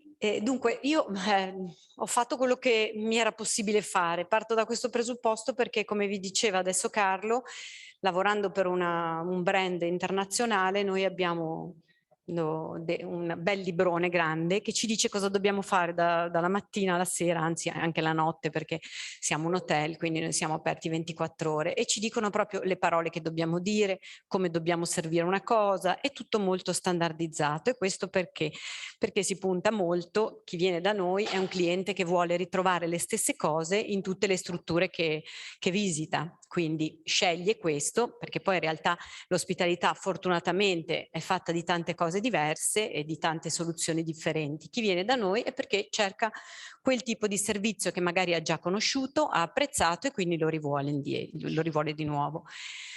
Però cosa succede? Che questo ovviamente da un lato è molto difficile per noi, perché comunque mantenere sempre gli standard non è facile, ma dall'altro ci troviamo poi a avere a che fare con persone che arrivano nella nostra città e che è vero che vogliono le comodità o le cose che si aspettano dalla nostra struttura, però vogliono anche entrare nel territorio, sempre di più, anche per lavoro. Voi considerate la mia una struttura che lavora sia con il corporate, quindi con le persone che viaggiano per lavoro, o con il turismo, quindi ci alterniamo tra un cliente e un altro cliente ed è abbastanza complicata la faccenda. Però quello che abbiamo notato è che tutti hanno poi quella sensibilità arrivando sul territorio, sono comunque curiosi e vogliono comunque cominciare l'esperienza già quando arrivano in albergo. Voi sapete che quando una persona va in albergo 99 su 100 va al banco e comunque chiede informazioni sul territorio, ci chiede dove andare a bere, dove andare a mangiare, e noi lo dobbiamo fare, lo facciamo volentieri, e quello che vogliamo è che quando il cliente rientra in hotel sia contento del suggerimento che gli abbiamo dato, quindi dobbiamo, insomma, le proposte che facciamo cerchiamo sempre di farle pensando a un'esperienza comunque del territorio. Oltre a questo diamo un servizio, ovviamente abbiamo il food and beverage, cerchiamo di dare un servizio che anche, diciamo, anche lì si possa vedere una certa personalizzazione. Considerate che anche in questa parte, anzi soprattutto in questa parte, noi siamo molto vincolati, noi abbiamo i fornitori stabiliti, dobbiamo comprare quel prodotto, deve essere fatto così, eccetera, eccetera. Quindi il margine che mi rimane di movimento sul locale non è tantissimo. Quello che cerco di fare è che nel momento in cui il mio cliente si siede nella mia lounge e prende il menu in mano, possa subito avere un impatto di dove si trova, che in realtà non vede, non guarda lo stesso menu che magari 2 sere prima ha visto a Torino. E quindi ho deciso di puntare un po' di più, di lavorare, vabbè, ovviamente per quello che potevo fare, con i prodotti del territorio. E quindi ovviamente io faccio sempre questo esempio, voi considerate che queste cose che vi sto dicendo le ho raccontate già nelle altre puntate, quindi ogni tanto mi sento anche un po' io ripetitiva, però è così. Magari nel momento in cui noi diamo il prodotto, che sono le trofie al pesto, le trenette al pesto, che comunque il cliente chiede sempre di più. Questa è una cosa che vorrei dire, perché del pesto si dice sempre tanto, con Roberto facciamo sempre un sacco di discorsi, però io ho proprio notato che negli ultimi anni, cioè chiunque entra nell'hotel o mi dice dove vado a mangiare bene il pesto, oppure mi chiede come facciamo il pesto e vogliono mangiare il pesto. È il mio piatto più venduto in assoluto, perché comunque la pasta, voi sapete, è un piatto che ci si concede facilmente, il pesto insomma, è una cosa fresca, leggera, è buonissima, e quindi su quel piatto lì io ho detto, beh, allora facciamolo bene sto piatto, quindi usiamo il basilico DOP, cerchiamo di scrivere anche chi è il produttore, come faccio per i formaggi, che cerco di prenderli insomma da produttori più vicini possibile, e questo credo che nella trasformazione di cui parlavano prima le persone che mi hanno anticipato sia proprio una cosa quasi necessaria. Le persone comunque vogliono sapere che cosa gli si propone, vogliono la famosa raccontare, no? Le storie che raccontiamo, che poi devono avere una sostanza, perché anche in questi giorni qua parlavamo proprio di questo, del fatto che con questa storia di raccontare storie certe volte sono storie un po' forzate, quindi ci vuole autenticità, e siccome grazie a Dio questa regione ne ha tanta autenticità, cioè ha tante cose in formato magari piccolo, nel senso che non può essere replicato in misura grande, però è autentico, è ancora autentico, quindi è ancora bello poterlo fare. Quindi io ho fatto semplicemente di porre un'attenzione nei confronti diciamo, del menù e dei prodotti, quindi una precedenza ai vini liguri, insomma uno lo capisce quando entra che c'è questa sensibilità, e credo che poi è una cosa che ti torna indietro, nel senso che il cliente poi comunque parla di te ricordandosi le cose che tu gli hai proposto, e non perché sei uguale a quello che era magari l'hotel di 2 sere prima. Qua oggi con me ho portato un mio collega, perché io poi alla fine sono una che oltre a fare il direttore d'albergo cerco sempre insieme ai miei colleghi di fare squadra, sì, squadra, lo presenti network, tu allora, certo, sì, sì. Ho qui con me il collega Gabriele Fortunato, lui è il direttore del Grand Hotel Savoia e Continental, sono 2 hotel, uno di fianco all'altro, giusto? Un 5 stelle, quindi in questa città comunque è un'eccellenza.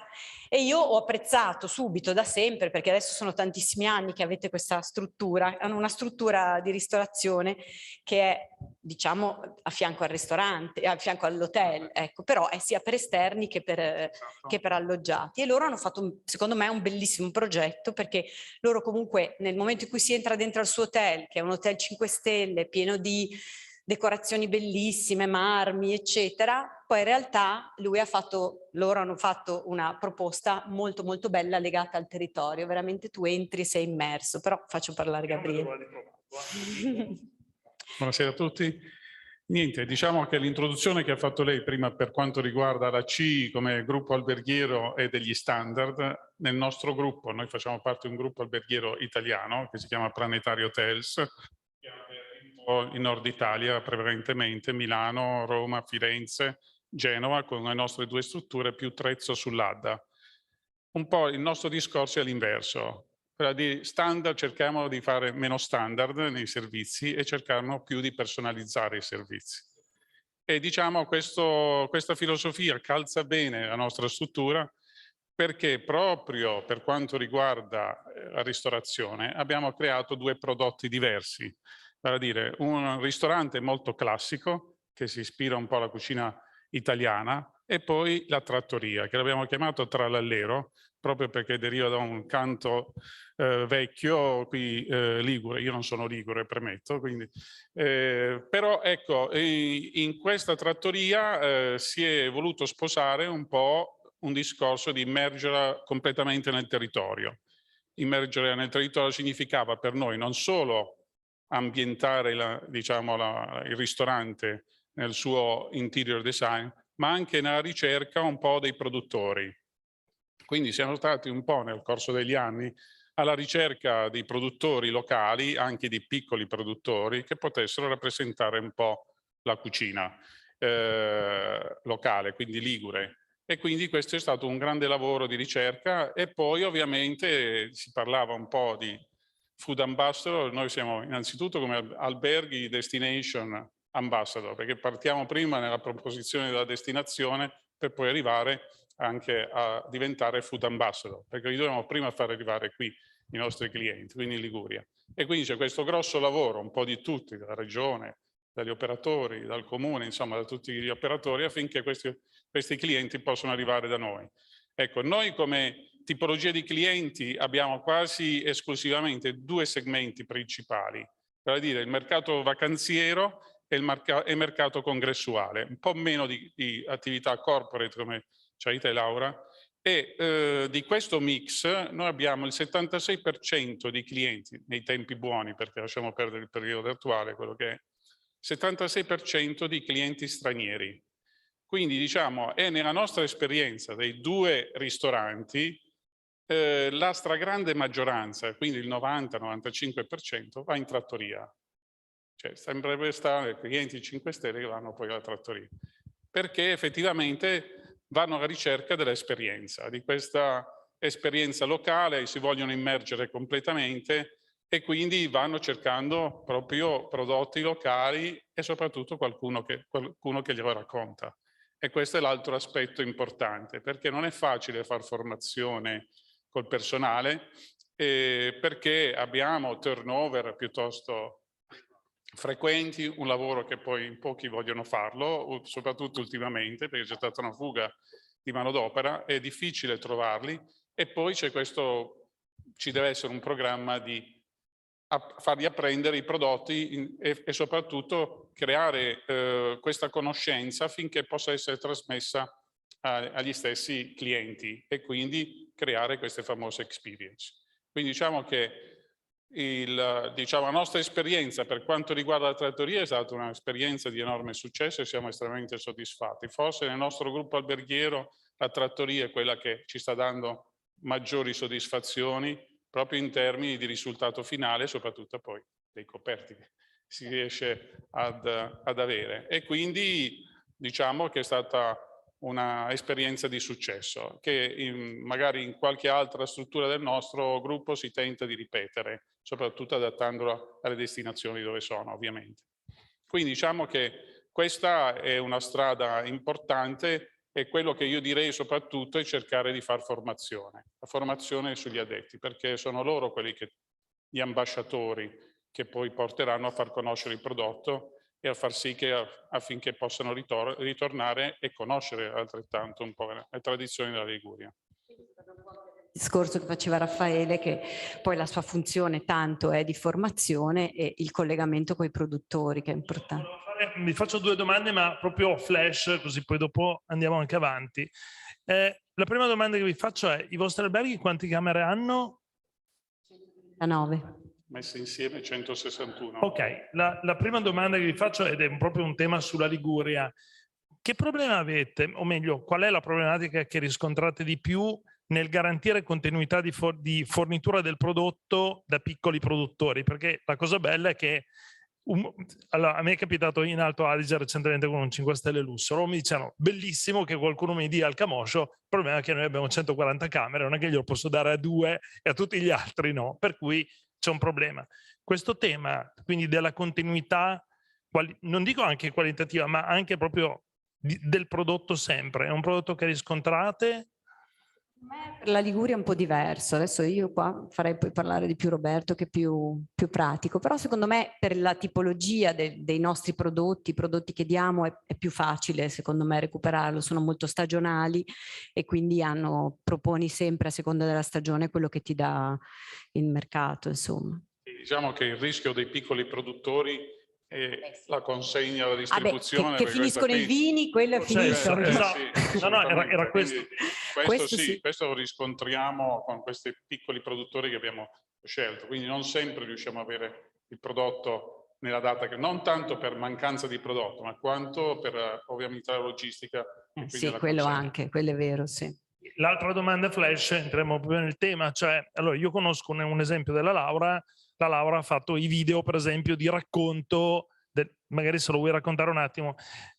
Ecco, se lo racconti poi dopo così vi faccio la domanda. No, l'anno scorso abbiamo fatto questo gioco, vabbè, c'era questo problema intanto che avevamo pochi camerieri, come tutti, penso, i ristoratori l'anno scorso d'estate si sono trovati.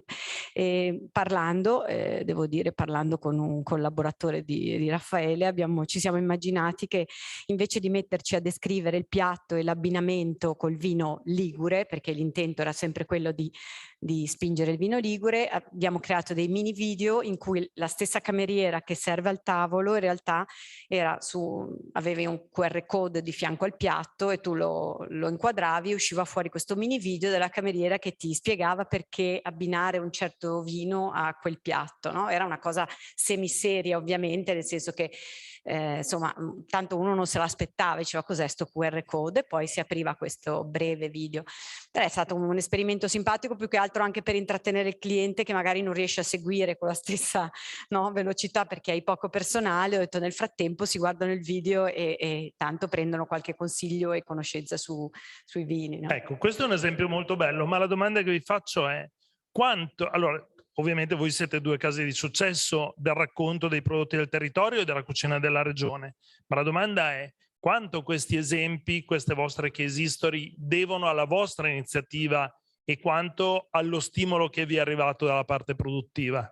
È una domanda provocatoria perché è ovvia la risposta, ma serve un po' per stimolare, anche perché siamo qui per questo motivo, perché sennò... Beh, c'è da dire che i produttori producono principalmente, quindi non hanno quell'indole, no, di fare tutta questa comunicazione, non hanno anche il tempo, immagino, perché penso che no, se una cosa poi la devi fare bene, la devi fare. Però sicuramente è quello che secondo me sul quale bisogna lavorare di più e bisogna metterci più in contatto diretto, quello sicuramente. Sì, si può dire che per i piccoli produttori è difficile anche farsi conoscere dal territorio, anche perché hanno poche capacità economiche di poter farsi notare, quindi sviluppare una forma pubblicitaria. Quindi sta un po' in taluni, come dire, network, conoscere, come ha fatto anche Slow Food, i presidi e quant'altro, quindi andare alla ricerca un po' di piccoli produttori anche per mantenere l'economia rurale, quindi al territorio, quindi c'è anche questa filosofia alla base un po' delle scelte che noi abbiamo fatto, quindi abbiamo sposato determinate filosofie. Ecco qua. Vi ringrazio moltissimo. Allora, intanto i microfoni se li portate in regia. Tra l'altro, Gruppo Planetaria so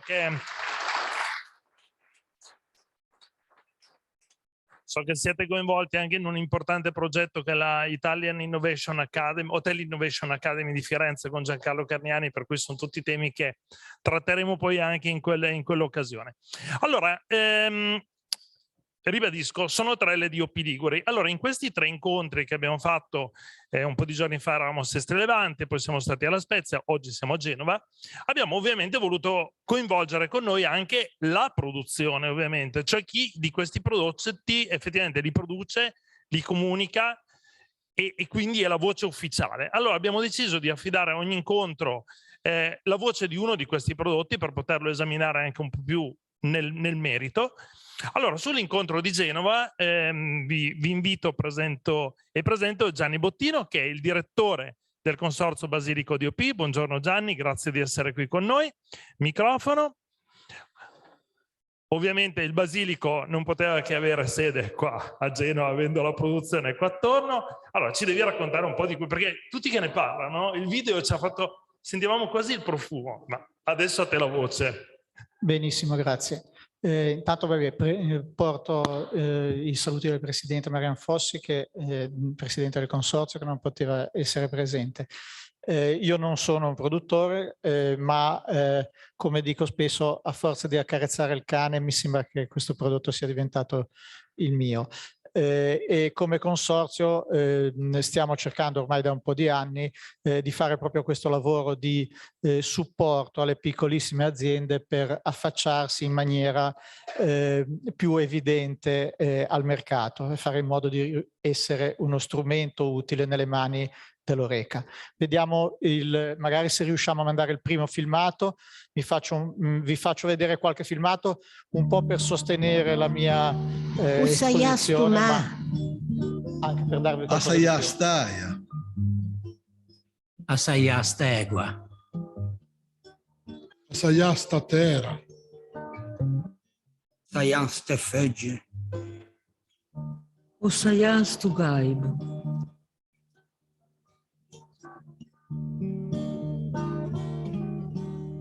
Nuge niente de meglio. Allora, intanto ringrazio l'organizzazione di questa serata e mi spiace che non c'è perché volevo ringraziare anche principalmente il vicepresidente Piana che è riuscito a coniugare il suo incarico di assessore all'agricoltura e di assessore allo sviluppo economico con questo progetto. A questo progetto noi tenevamo parecchio perché ci sembra il giusto sviluppo del lavoro che stiamo facendo. Vedendo questo filmato avete visto che è stato il primo filmato promozionale un po' studiato che abbiamo fatto fra l'altro proprio in questa sede e con l'aiuto di Film Commission, e ci siamo concentrati sulla tradizionalità e sulla classicità del prodotto. Poi il nostro lavoro ha cercato di svilupparsi proprio per fare in modo di diventare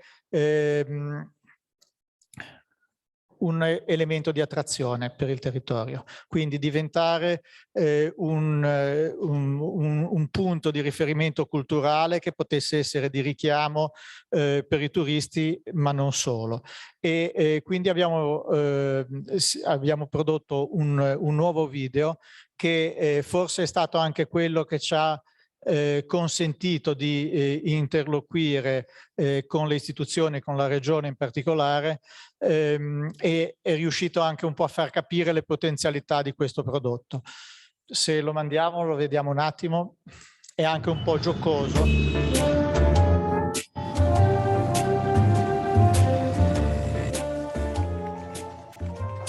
Oh man.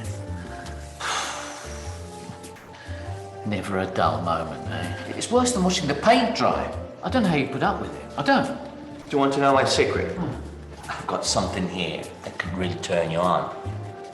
It's basil, but not just any basil.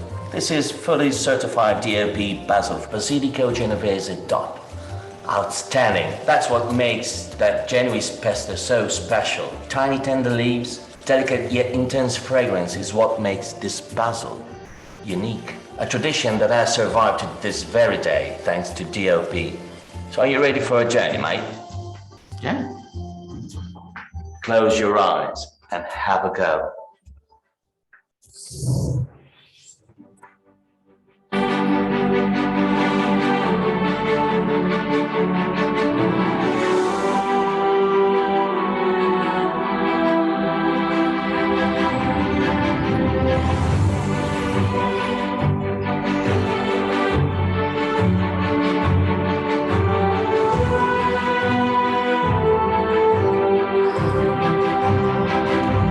Sei un foresto? Benvenuto, fai come fosse a casa tua. What were you saying? I was saying, time to get back to work.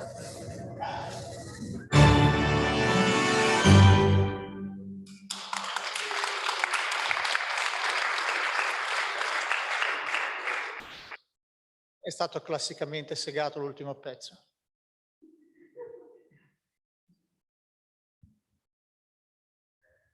No, no, all'inizio troppo.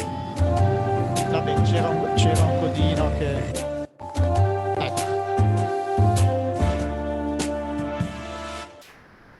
Volevo che lo vedeste perché siamo stati criticati quando abbiamo presentato il filmato all'approvazione della Regione, diceva che istigava un po' alla trasgressione, alla droga, quindi evidentemente non era questo il nostro intento. Invece il nostro intento era fare in modo che gli operatori dell'Horeca si rendessero conto che le denominazioni d'origine protetta sono un valore. I prodotti che ottengono la DOP non lo ottengono a caso, la ottengono perché questo valore è riconosciuto dalla Comunità Europea come patrimonio dei produttori di quella zona, che in quella zona sono riusciti ad esprimere delle tipicità assolute, che per motivi pedoclimatici e per la capacità umana, c'è proprio scritto così sul regolamento, che tradizionalmente risiede su quel territorio, ha ottenuto una notorietà. Questa notorietà ha un valore e i produttori se la devono spendere nei confronti dei ristoratori e dei consumatori, ma i ristoratori e gli albergatori devono spendersela nei confronti dei loro clienti.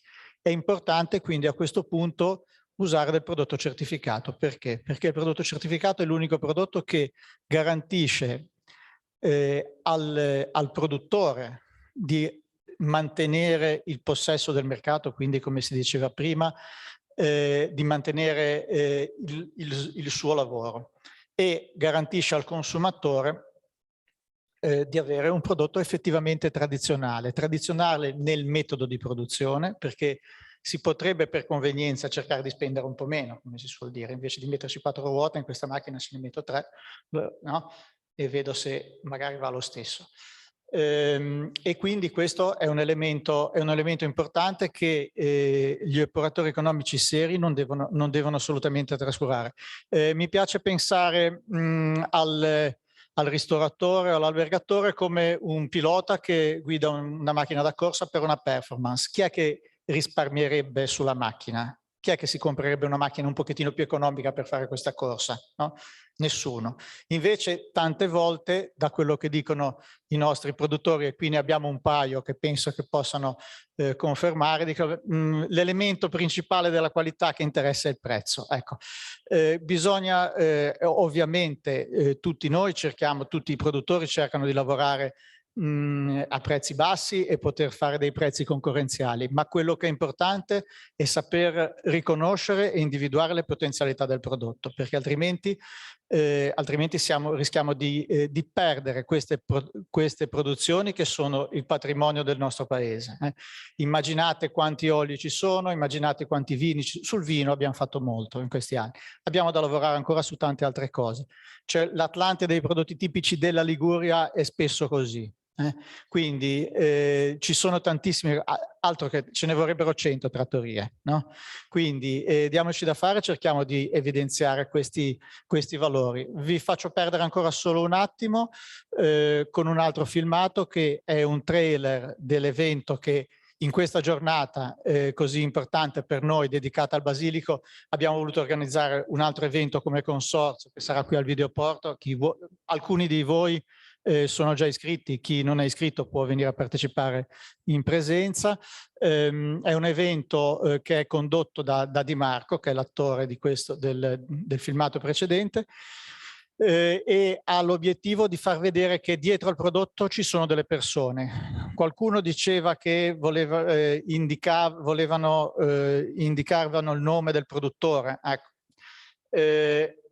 Il disciplinare del Basilico Genovese DOP ha proprio nel suo disciplinare l'indirizzo completo dell'azienda e in questo caso mettiamo anche il volto del produttore. Stiamo facendo un lavoro per promuovere, per mettere sul nostro sito www.basilicogenovese.it i filmati di ogni produttore, quindi anche i consumatori e i ristoratori potranno riconoscere e conoscere dal vivo i produttori. C'è un piccolo quiz perché compare qualcuno nel filmato che c'è adesso, che è qui in sala, quindi se volete riconoscerlo. Beh, non è facilissimo. No, perché ha la mascherina ben calzata. Via. Perché basilico genovese, non pannocchie? Ho provato a cercare la pannocchia genovese, però si vede che era finita. Segni particolari dell'azienda. Siamo un po' fulminati perché per fare questo mestiere bisogna essere un po'... Il pesto senza basilico genovese dopo, che cos'è? Io penso che sia un pesto fatto con delle erbe. Fai una faccia da basilico genovese dopo. Perfetto. Bene, è buono. Mi sono sbagliato, ce n'erano due. Non mi ricordavo che ci fosse anche Paolo. Va bene. Va bene. Vi ringrazio dell'attenzione e niente, chi vuole poi dopo può passare al videoporto. Grazie. Grazie. Grazie Gianni Bottino, direttore appunto del consorzio del Basilico DOP. Tra l'altro, Gianni, mi sei scappato, ma volevo solo aggiungere una cosa. Tutti i ragionamenti di prima, oltretutto nel vostro caso, come dire, hanno ancora un valore in più, perché nelle 3 DOP Ligure, come dire, il vino e l'olio hanno un contenitore fisico, no? Al quale si fa riferimento. Voi invece avete appunto queste foglioline verdi, bellissime, che poi trovano una trasformazione, no? Sia dall'industria di trasformazione, sia nella ristorazione, eccetera. Quindi lì voi non vendete foglioline verdi, ovviamente, ma portare l'esperienzialità su un prodotto che poi deve essere trasformato è un lavoro ancora superiore. Era questo un po' che volevo aggiungere. Sì, non è un lavoro superiore, è un lavoro forse un po' diverso, però tenete sempre presente che quello che andate ad acquistare non è solamente un ingrediente, per il produttore è un prodotto finito e in questo caso è un prodotto che ha tanti anni di storia, anzi secoli.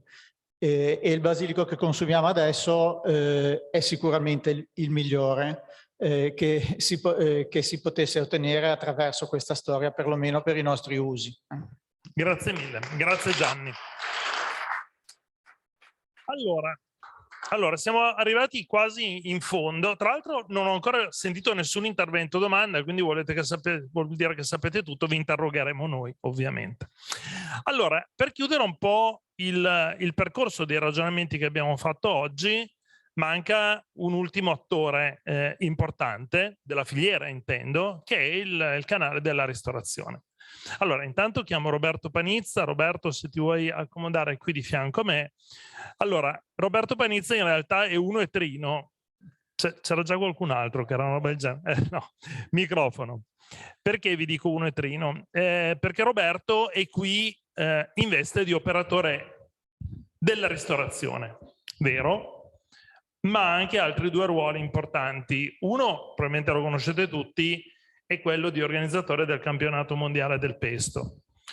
Ma c'è un terzo ruolo che io sottolineo sempre in questi incontri, che secondo me è molto importante e che forse non è così noto ai più, che Roberto è anche storicamente stato una delle prime piattaforme di e-commerce, non di marketplace, di e-commerce. Lo dico perché su questo tema spesso si fa confusione, ma sapete tutti la differenza, quindi non me la chiedete. È stato uno dei primi player sul mondo e-commerce, non solo in Liguria, ma a livello nazionale, e oggi sei a capo di una piattaforma molto importante che è Palati Fini. Quindi anche da questo punto di vista hai sempre rappresentato un'innovazione interessante e una necessità di fare tutti quei punti che abbiamo raccontato fino adesso, perché siamo sempre qua. Il prodotto senza formazione aggiunta rimane solo una commodities e quindi spesso può non avere valore aggiunto anche per il mondo della produzione, non solo per i livelli successivi. Prego Roberto.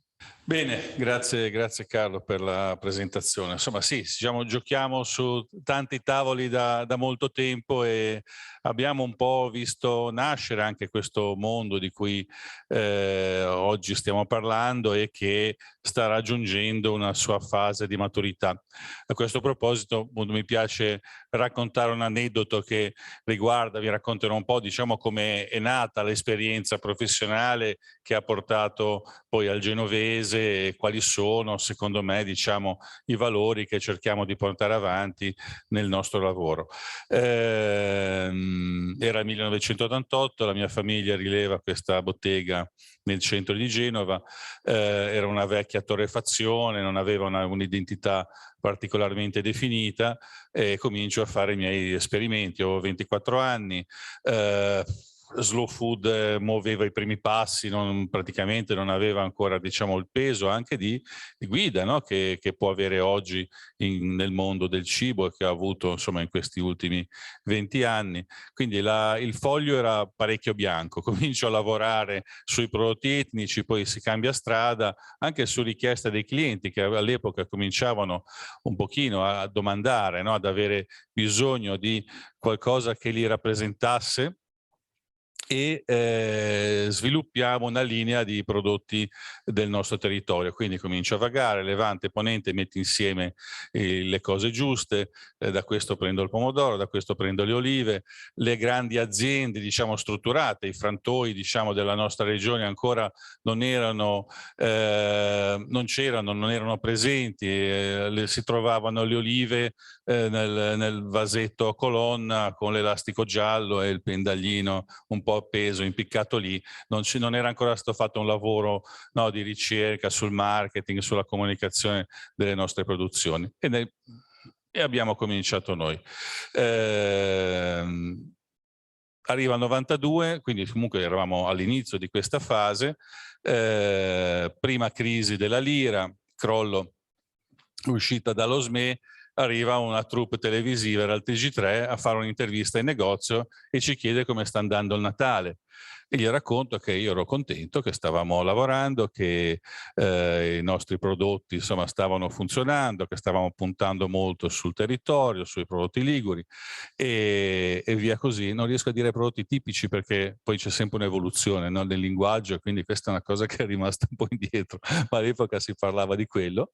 E nel TG delle 12 esce il titolo di apertura del telegiornale, era "I prodotti tipici battono la crisi", no? Quindi era la notizia del giorno, era che il pesto, le olive, l'olio, la strosciata, no? Possono, diciamo, avere un loro mercato, un loro valore, una loro identità. Fino a quel momento evidentemente non era così, nel senso che se hanno ritenuto, no, di aprire il titolo del telegiornale su questo argomento, non era così. Ed era ieri, erano ormai 30 anni. Però diciamo che da quella base mi sono convinto anche di essere, insomma, sulla strada giusta. Abbiamo proseguito il nostro lavoro di ricerca, di distribuzione, che poi è passato attraverso la produzione del pesto, poi è arrivato il campionato mondiale, ma anche quello è frutto, cioè non è un caso che questa idea, che poi è stata magari una mia idea, ma poi ha portato il lavoro è stata, diciamo, portata avanti con il lavoro di molte persone e di professionisti che ci hanno lavorato sopra per anni. Questa è un'altra cosa che è importante, che, come dire, può essere anche l'occasione per dire: va bene, questa operazione di Food Ambassador, portatela avanti nel tempo con costanza, perché il campionato mondiale è arrivato al suo 17° anno di esistenza e ha potuto così affermarsi. A volte ci sono bellissime iniziative, no, che muoiono nel momento in cui finisce il progetto, magari cambia l'amministrazione, magari, no, si esauriscono i fondi, e queste cose magari che partono molto bene poi vanno a fermarsi. Questa costanza invece nella crescita del campionato è un evento che si è sviluppato nel corso del tempo proprio perché partiva dall'idea, dal lavoro volontario di un gruppo di persone che nel corso degli anni lo hanno fatto crescere con professionalità, con dedizione, e che quindi ognuno nella sua area, diciamo, di competenza, diciamo, lo hanno fatto crescere e fatto diventare un evento che adesso identifica abbastanza, tra i tanti, per la nostra regione nel mondo. Per ritornare poi al genovese, diciamo, è stato un po' un salto, diciamo, un'evoluzione naturale, cioè questa competenza, questa ricerca fatta nel corso del tempo e nel corso degli anni poi che rimaneva legata al negozio e legata alla parte di e-commerce, io vendo basilico online da 12 anni, da 15 anni, ed è un qualcosa che, diciamo, identifica abbastanza, è una parte, insomma, non importantissima, ma comunque sensibilmente rilevante del nostro lavoro, per non parlare del pesto. Uno dei siti nato nel 99 insieme a Palati Fini era pestogenovese.com, quindi volevo proprio dare un'identità, no? All'epoca, come hai fatto? Anche basilico.it è un altro dominio che registrai all'epoca. Come fai? E come fai? C'ero. Eravamo, no? Coscienti e sapevamo cosa stavamo facendo. Questa competenza, diciamo, che si è sviluppata, e poi non è altro che parlare con le persone, imparare, ascoltare, guardare quelli più bravi di te, anche senza magari copiare, perché poi diventa una questione, no, anche di orgoglio, cioè io devo seguire la mia strada, no? Però si impara da quelli più bravi sicuramente, non si deve mai smettere, e questa è una cosa che ci ha portato, per esempio, a identificare la cabannina. E questo lo dico con orgoglio, nel senso siamo stati i primi a utilizzare la carne di questa al genovese, la carne di questa razza, che è una razza locale. Ma perché? Perché si era parlato di formaggio, perché avevo approfondito la produzione del formaggio di cabannina, avevo seguito un'iniziativa della provincia che all'epoca aveva messo insieme 3 allevatori, creando questo piccolo consorzio, creando il marchio per il formaggio cabannin derivato dalla vacca cabannina, che è una vacca da latte, una razza locale, piccolina, rustica, che supera qualsiasi difficoltà, bruca foglie, può subire qualsiasi, no, anche così, resiste al maltempo senza ammalarsi, eccetera. Viene definita una razza rustica. Quando pensavo quale carne usare al genovese, no? Potevo pensare all'Angus, potevo pensare a una razza piemontese, potevamo pensare alla chianina. Poi ho detto, ma aspetta un po', che c'è quella cosa della cabannina. Allora abbiamo chiamato, ho contattato l'associazione degli allevatori, che ci ha detto sì, però non ce n'è, perché non c'è un mercato, non c'era un mercato.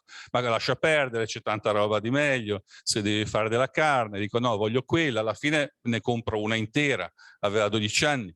Quindi era dura, era vecchia, una vacca sfruttata fino alla fine. Abbiamo fatto le polpette, sapendo anche che la stessa polpetta, no, è un qualcosa che in un ristorante, adesso è un po' stata sdoganata in questi ultimi anni, però diciamo che era un argomento un pochino delicato. Siamo arrivati poi ad un'evoluzione che c'è stata, e adesso c'è molta gente che va avanti su questo argomento, sviluppandolo, si sono sviluppati degli allevamenti dedicati proprio alla produzione di carne di cabannina, quindi si è alzata anche la qualità del prodotto per arrivare fino ad oggi.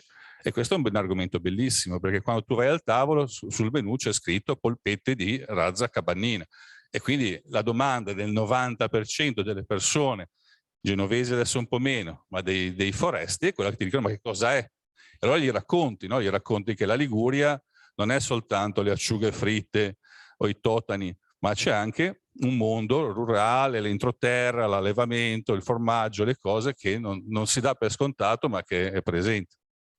Anzi, storicamente era più presente l'alimentazione, diciamo, di terra. Il mare era un piccolo contorno. Ti stimolo su un tema, Roberto, così entriamo un po' per unire i puntini che abbiamo lanciato oggi. Cioè, sia il mondo, lo raccontavano prima gli amici del mondo dell'hotellerie, lo raccontava Raffaele Timossi, l'integrazione tra mondo della produzione e distribuzione e poi gli attori del canale Horeca, che a vario titolo poi rappresentano il consumo fuori casa, è fondamentale, soprattutto per non vendere commodities, cioè solo prodotto fisico, ma tutto il livello di esperienzialità. Bene. Questo discorso qua è molto bello, ma poi deve essere strinsecato in procedure e in strumenti. Voi, come avete fatto questo test, che è stato presentato tra l'altro alla BTO a Firenze, all'ultima BTO, del basilico, l'avete fatto col basilico, come strumento, sì, usando la tracciabilità, penso che è una parola che in questi periodi ne avete sentito parlare tanto, non solo come strumento ispettivo, ma come strumento di marketing, quindi di storytelling, che ovviamente si aggancia al fact-telling, ma come strumento. Quindi magari se vuoi dire 2 parole su questo test che avete fatto e che poi è disponibile da Roberto, quindi chi volesse poi approfondire questo lavoro che è stato fatto e che si può espandere a qualsiasi altra produzione del territorio, loro l'hanno fatta questa roba qua, per cui potrebbe essere un bel esempio pratico di una cosa fatta, non solo raccontata. Sì, si tratta di un progetto destinato alla creazione, no, o meglio, dalla valorizzazione di una filiera corta, quindi cercare di ridurre i tempi della distribuzione tra la produzione e il consumo. È un progetto del consorzio del Basilico Genovese DOP. Noi abbiamo curato la parte commerciale e di ricerca e sviluppo e di logistica, proprio perché il problema di questi piccoli produttori della zona di Prà in particolare era quello di avere come confine, diciamo, del loro mercato il comune di Genova o poco più, e quindi diciamo che cominciava a diventare un pochino asfittico. Le produzioni, diciamo, casalinghe di pesto in generale si stanno riducendo, la gente, ma la gente cucina meno anche le bistecche, no? In generale calano i consumi di pane in maniera vertiginosa, quindi si mangia meno a casa, almeno questo fino a ieri. Adesso vediamo, poi Febo ha messo il dito sulla piaga su un sacco di questioni, ma diciamo che la tendenza in generale era quella comunque di approvvigionarsi di cibi pronti, e quindi diciamo che chi vende il basilico fresco in foglia ha un pochino più di difficoltà o può avere difficoltà, e quindi il fatto di allargare la platea dei consumatori favorendo la distribuzione era importante. Legato appunto a questo lavoro che era fatto comunque con il Basilico Genovese DOP, e quello doveva essere, si è aggiunta appunto questa ulteriore certificazione che avviene attraverso poi un sito che codifica, diciamo, i singoli produttori, i singoli lotti di produzione, e attraverso un QR code consente di tracciare poi la produzione e raggiungere più informazioni, più notizie del produttore, sul produttore e sul prodotto. Quello che io dico sempre, vale per il vino, ma vale per qualsiasi prodotto. Se io sono un produttore di dolce acqua, cioè non io posso fare tutti i giorni, se voglio vendere il mio vino a Genova, tutti i giorni con Genova per andare a spiegare al ristoratore il mio vino che cos'è, la sua storia, tutte queste robe qua. Se non do uno strumento di supporto, nel caso del vino sono gli agenti plurimandatari, nel caso dell'olio molto spesso, o al mio distributore, perché se no ritorniamo ai buoni samaritani, qua ne abbiamo due, ma non sono solo loro, che assolvono loro quel compito, ma se io voglio vendere sono io che devo supportare loro perché loro possano vendere al meglio il mio prodotto. Certo, e quello è uno strumento che valorizza il prodotto, lo comunica e quindi poi lo rende, insomma, lo avvicina poi avvicina al consumatore, al produttore o all'utilizzatore, diciamo, ristoratore, può essere. Quello è fondamentale, perché siamo proprio sul tema della formazione. Oggi non abbiamo voluto spiegarlo tanto dal punto di vista tecnologico, ma la case history loro ce l'hanno, quindi chi sia interessato a approfondirla poi fa riferimento a Roberto. La sfida del futuro sarà quella di integrare tutti i vari canali che adesso sono stati codificati appunto in multi-channel, cioè ormai le aziende che erano solo online si stanno spostando anche sull'online, sull'offline, quindi sul fisico. Chi era sul fisico sta migrando verso l'online, perché comunque è un'area che deve essere in qualche modo presidiata. Noi in maniera naturale e spontanea non sapevamo di essere così avanti rispetto alle tendenze del mercato, ma in ogni caso lo stavamo facendo. Adesso la sfida sarà quella di omogenizzare tutti questi canali e renderli e compattarli, no? Fare in modo davvero che quando il cliente si alza dal ristorante abbia voglia e sappia come fare a farsi arrivare un vasetto di pesto a casa, così come al contrario chi compra a casa il vasetto di pesto poi sappia che è collegato ad un ristorante, è collegato a tante altre cose. E questa è un po' la sfida nostra per il futuro. Sì, perché il punto vero è che oggi le persone ti trovano fisicamente, ti trovano online su Facebook, ti trovano su Instagram, ti trovano su un e-commerce, ti trovano su un marketplace, e se uno non si fa trovare ci sarà qualcun altro che si fa trovare al posto suo, per cui poi non possiamo piangere di sì Italian Sounding, perché l'Italian Sounding nasce dal fatto che noi non ci facciamo trovare, qualcun altro si fa trovare al posto nostro, e questo è il tema. Questo è sacrosanto, e lo predico io. Comprano prodotti di imitazione perché non trovano gli originali, perché noi abbiamo come italiani un po' la presunzione di dire se ci vogliono devono venirci a trovare, noi siamo i numeri 1 al mondo, e quindi e questa è metà della verità. L'altra metà che sono molto spesso gli italiani che vanno all'estero a produrre prodotti a prezzi più bassi e quindi entrano in concorrenza diretta con i loro parenti locali. Infatti. Prego, ho una domanda, finalmente.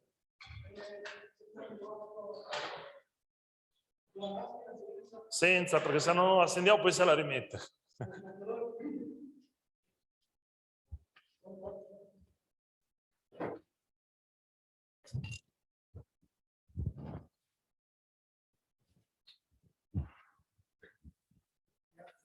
Grazie. Allora, io mi chiamo Enrico Zoni e sono un consulente eventi e volevo dare una piccola testimonianza di quello che mi è successo in questi 3 giorni. Io sono stato a una fiera Idea Sposi a Torino, mi sono occupato di accoglienza per questa fiera e sono stato un food ambassador, nel senso che mi sono accorto che pur essendo in Piemonte non c'era la presenza lì.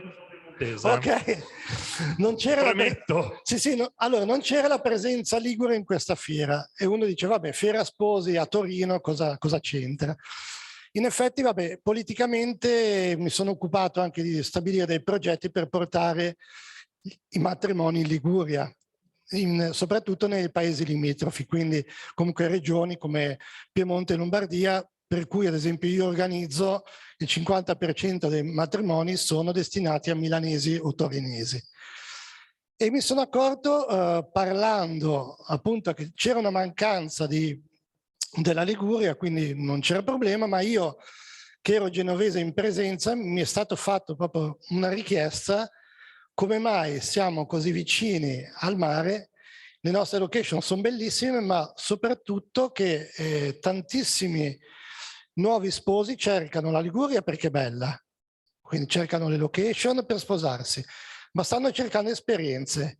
Quindi tutti mi hanno parlato non di festa, della festa, perché loro hanno dei castelli in Piemonte, sono castelli bellissimi, si può fare casino fino alle 3 del mattino, non come in Liguria che è a mezzanotte, però non è quello. L'importanza è proprio partita dal food, si mangia bene, c'è il pesto, c'è l'olio, quindi mi hanno parlato. In realtà non siamo partiti da un settore che uno dice vabbè, l'importanza è la festa. No, sta cambiando anche lì tantissimo. Cioè c'è proprio l'esperienza di invitare gli ospiti, di portarli al mare, di fargli vivere anche un weekend, mangiare bene e trovare questa. E quindi questo nuovo... Esattamente, tra l'altro il tema del progetto, difatti con tutte le esperienze che vengono portate in rete, era un po' il discorso che faceva Lidia Marongio all'inizio, quindi siamo esattamente in questo tema proprio per rispondere a questa domanda di esperienzialità verso il territorio. Secondo me vale in tutte le regioni. Quindi... Esatto, però una delle iniziative può essere questa, cioè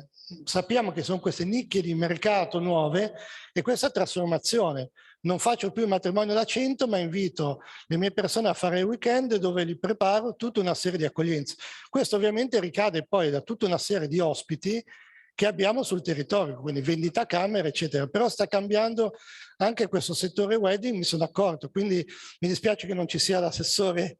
È un tema che è stato anche toccato nel quadro del progetto, quindi hai centrato esattamente uno dei filoni di intervento, perché nel mondo del matrimonio ci sono regioni che, insomma, o parti d'Italia che hanno fatto dei prodotti su questa roba, sicuramente anche la Liguria l'ha visto da questo punto di vista, quindi siamo assolutamente in quadro da questo punto di vista. Grazie. Allora, per chiudere, intanto grazie anche a te Roberto, allora per chiudere c'è ancora una domanda, fermi tutti, prego. Che bello che oggi ci sono delle domande. Perché non sono stato esaustivo. Ho lasciato dei buchi. Buonasera a tutti, mi presento, sono Olga Sofia Schiaffino, sono una blogger Wine Lovers Italy Noi ci siamo sentiti su Clubhouse, suppongo, e volevo portare quello che è l'esperienza di comunicazione del vino ligure sui social e quindi anche di tutto quello che è il food. Io ho iniziato nel 2016 con questo blog, Wine Lovers Italy, ad avere proprio una sezione i vini di Liguria e sono continuata poi su Instagram dal 2018, ho 36.000 follower, però insomma per quello che può servire. Però c'è stata proprio questa voglia di comunicare, di parlare dei piccoli produttori del vino ligure e questo soprattutto nei nuovi consumatori che si affidano all'e-commerce, che hanno bisogno di uno storytelling legato all'emozione e al produttore, al prodotto vissuto, a quello che riesce a ritrovare nel calice, è stata, diciamo, un'esperienza vincente. Ho fatto anche delle degustazioni parecchie online con delle box sui vini liguri e ad esempio sono riuscita a strappare una masterclass a Cantine e Motori che sarà un evento che si terrà a maggio a Busto Arsizio dove ci sarà la masterclass che conduco io, perché sono anche sommelier, sui vini liguri e vedo che c'è anche qua un produttore che avrà appunto il suo vino per raccontare il territorio. Io penso che una delle cose, secondo me, da promuovere nella ristorazione soprattutto sia l'attenzione alla carta dei vini, perché purtroppo tanti ristoranti non hanno vini liguri in carta. Abbiamo magari 2 vermentini, un pigato, un rossese, ma non abbiamo una grande scelta di prodotti del territorio. Provate ad andare in Toscana, provate ad andare in qualsiasi altra regione, se boia non trovate qualcosa di altre regioni, perché il nostro cibo chiama il vino, chiama il nostro olio, quindi anche una carta degli oli, la razzola, ci sono tante cultivar che sono da sposare con i piatti per fare cultura, perché anche le nuove generazioni, da quello che vedo, vogliono cultura, vogliono esperienza e vogliono emozioni. E quindi io vi ringrazio perché stiamo tutti lavorando nella stessa direzione. Grazie mille a te. Allora, se siete d'accordo, perché stiamo sforando sugli orari, allora chiamerei qua Simone Cozzani per 2 motivi, anche perché è l'ultimo microfono, quindi sei per forza tu l'ultimo a parlare brevissimamente. Allora, intanto per un ringraziamento perché Simone Cozzani è stato il supporto logistico organizzativo di tutti gli incontri di Liguria Food Ambassador, per cui un ringraziamento a te era assolutamente doveroso, anche perché il lavoro è stato fatto molto bene, quindi grazie Simone. Grazie. E 2, per dare modo di comunicare a tutti loro che cosa ci aspetta adesso nell'altra sala. Bene, grazie a tutti di aver partecipato, spero poi di rivedervi spesso. E qui fuori abbiamo una piccola degustazione di vini, di olio e di pesto, anche un gelato al basilico, una cosa un po' particolare, e quindi grazie mille ancora di aver partecipato e a presto. Grazie a tutti.